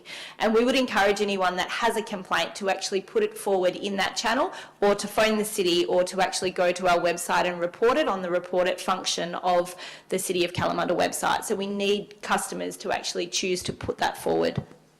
Councillor Sewell, you have a question? I would like to know how councillor candidate breaches of signage issues were addressed and investigated in 2019, and how in 2020 candidate signage issues in relation to potential local members were addressed, please. Through the chair, generally through complaints, and most of those complaints are from other candidates. Sorry, not the complaint process, the action by the officers. Through the chair, would review the particular circumstance against the local law or the local planning policy and act accordingly. Sorry, clarification again. What was the City of Kalamunda's response in terms of signage complaints in relation to councillor candidates in 2019? And what was the City of Kalamunda's response in relation to candidate complaints for state members in 2020? Through the chair, in accordance with our local law and local planning policy, depending on the nature of the complaint received. A complaint was provided to you by myself, having received numerous complaints from others. Was there a reason why my email complaint was not responded to in terms of authorisation for the signage, in terms of length of time that the signage was required, and in terms of process for the removal of the signage? Through the chair, is that the most recent at the intersection of Hale and Tonkin? That is correct. Through the chair, we undertook an investigation with the Department of Planning, the Main Roads Western Australia and Water Corporation, and worked through that process and managed to negotiate an outcome with those that provided the sign to have it removed, which was the ultimate requirement. And there's certain lands within the city that aren't actually zoned under our local planning scheme, and road reservations under the Metropolitan Region scheme, primary road reservations, aren't zoned under our planning scheme. So we seek advice through the relevant authority, which is the West Australian Planning Commission, and advice from the Department of Planning, and also talk to the custodians of that land, which in that instance was Main Roads WA. And we did issue correspondence to the candidate requesting that the signage be removed, or that they seek the relevant approvals for that signage. Ultimately, that signage was removed. So that was not the process that was undertaken in 2019 for councillor candidates, and I'm wondering why there is an inconsistency in the application of our policy, please.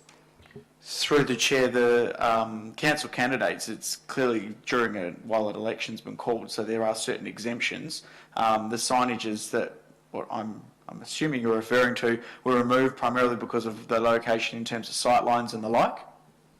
That's correct, and they were removed within 24 hours. So I'm just wondering why there was a 24-hour timeframe required for councillor candidates and a 1-week allowable period for a candidate from a state perspective.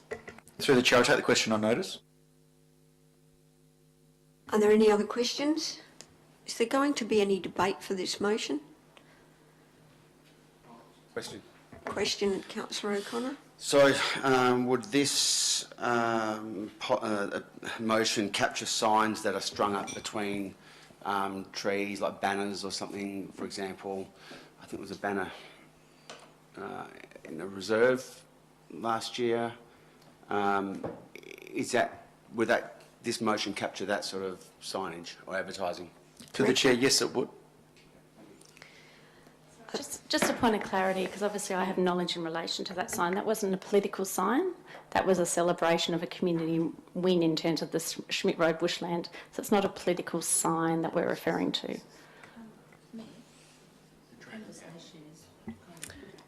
Madam It is. Chair, I think we need to just... I think we need to go to debate and stop questions now. I've got a motion and it's been seconded. Thank you, And, Councillor I really Giardini, would you are like to correct. speak. There's been so many questions, we've got I know. sidetracked, but I've let So it go. I'm just going to ask, is there going to be any debate? Do you still wish to speak? I do, because Okay. I think it's important to understand, councillors Okay, understand where I'm Councillor coming Giardina. from. Look, these, I'm talking specifically about political signage. I think it was about 4 or 5 years ago, possibly more, down in Forrest High Wycombe, we had a member of Parliament. They used to put his signs out 12 months ahead of time, even before the writs had been issued. You can see this ugly mugshot all the way up and down the roads, everywhere. And even well before, 12 months ahead of time, Now, they knew what the rules were, but they still had a go at us. At probably a reasonable cost. I don't know how much it cost the city at the time to keep on sending letters, lawyers' letters and what have you. Now we've got another one that does very similar. He's tried, I think would have been about 8 months ago or thereabouts. We asked him to remove some signs that didn't have permission. It cost us circa $10,000 to get that done. Thank you very much. That's what it costs us, Councillor Ritchie. So every time these guys do it and they push council, they know the rules. They are working with councillors. It's been tonight, you've heard about it. Some of these councillors are working with these individuals, so they know the rules. But yet they keep on having a go at the officers all the time. Damn the rules. These guys are going to stand for Parliament. Heaven forbid if they get in what they're going to be like with the laws. There's only one law for us and one law for the guys like us out in the field. So that's why my motion's been designed the way it is. If this guy continues doing what he's doing, and I'm not going to mention his name, you know who it is, he needs to pay a price of $500 a day cumulatively. You know, every day it costs him $500 and more and more and more. Or we remove the sign where he has to go and buy another one, it costs him money. Instead of keeping costing the city money, our ratepayers. That's how good this guy is.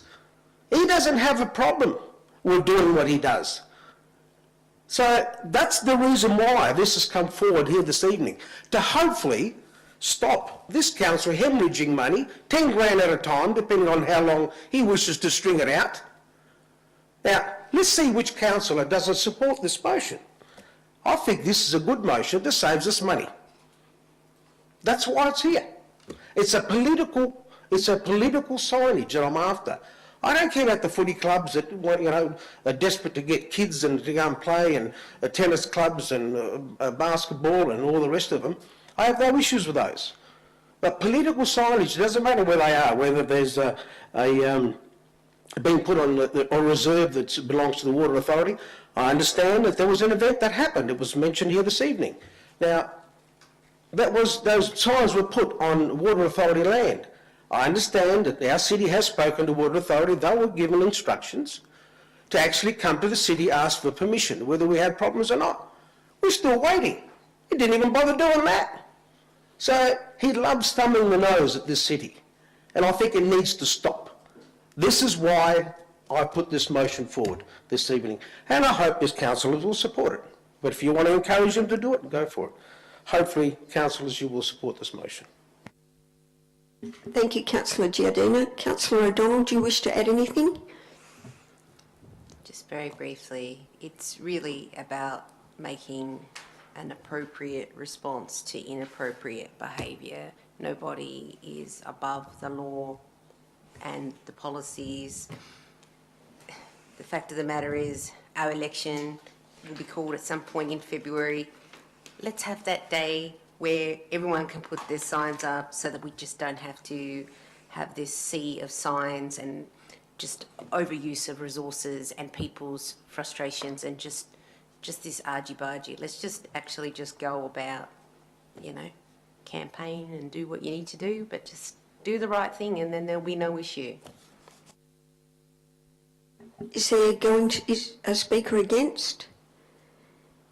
If not, do you wish to add anything, Councillor Giardina? Are you ready to put the motion? No, Madam Chair. Look, I'm disappointed that it's come to this where we've got to actually move a motion. Sorry, I missed a speaker against the motion. Sorry, Councillor O'Connor, I wanted to speak for it.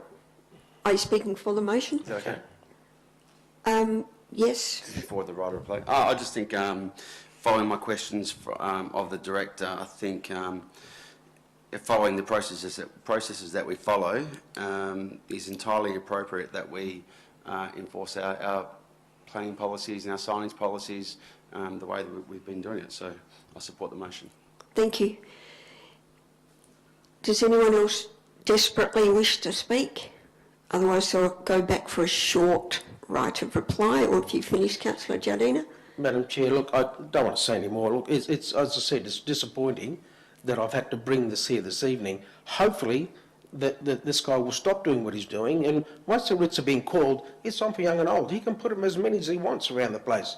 You know, that's what the rules are. Who cares? You know, but before that, please don't. Okay. You know, don't take us as fools, because we're not. We can turn a blind eye once, twice, but not the third time. I'll put the motion. All in favour? Carried unanimously, thank you. We've got one more motion, 11.4, the Kalamunda Men Shed, removal of the lemon-scented gum trees. It's moved by... Madam Chair, I'm withdrawing this one here. And Thank you. The reason why I'm withdrawing it,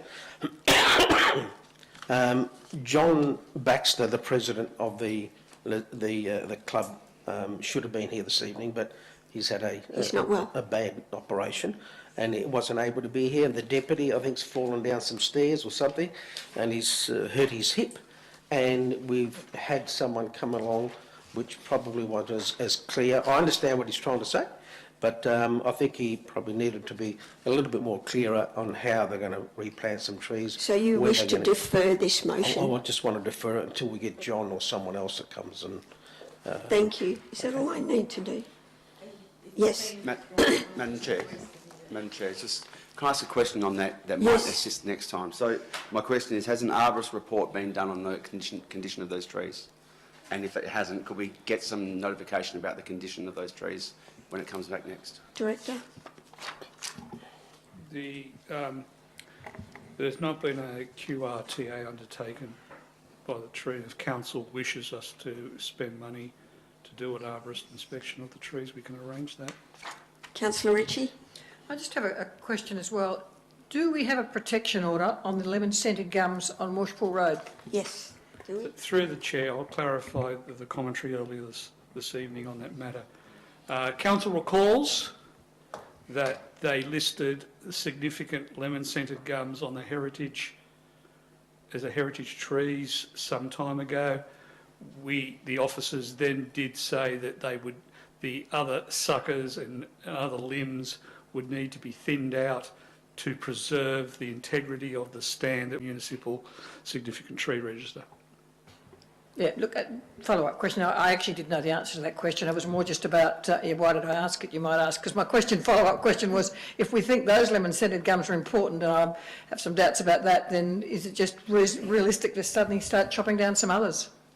Perhaps we can leave all these questions till when the matter comes back, because time is moving on.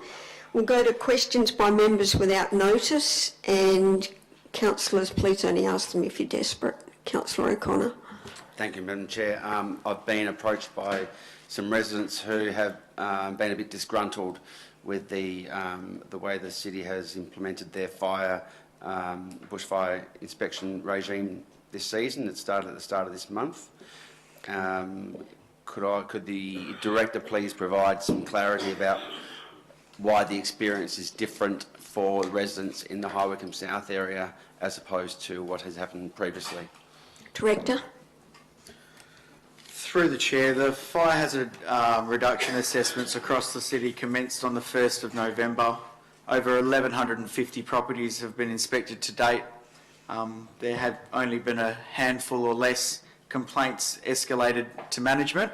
I'm not aware of any specific complaints other than one that's elevated this evening from landowners through councillors. The area in High Wycombe South is identified as high risk under the city's bushfire risk management system.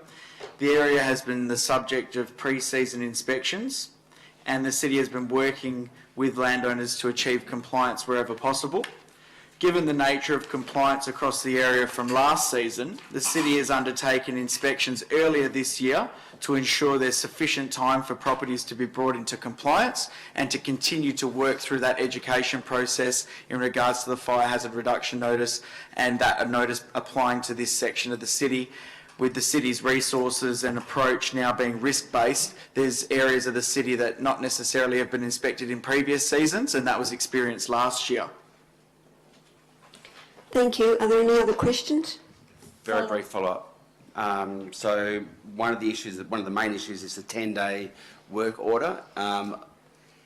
Can you provide some clarity about how tight that's going to be managed? Through the chair, across the city, and not just specific to the High Wycombe South area, if residents are provided work orders and those residents have all intentions of undertaking those work orders, the city, they just need to work directly with the city's officers in terms of the timeframes and what they're willing to do to work towards compliance with those work orders. And the 10 days that's stipulated on the work orders is a standard stipulation. However, if those landowners are actively working towards compliance, our staff will work with those landowners within a reasonable timeframe, so long as they're actively working towards it. And if I could add to that, I've had a 10-day work order myself on my Pickering property a few years ago, so I can vouch for what the director said, that it is a normal practice. Are there any other questions? If not, we don't have any questions by members of which due notice has been given. There is no urgent business provided by the presiding member by decision. We have one item that we need to go behind closed doors, so can I have a mover that we go behind closed doors? Councillor Billich, seconded by Councillor Blair. All those in favour? Carried unanimously. Sorry, Madam Mayor, for the declaration. Oh, well,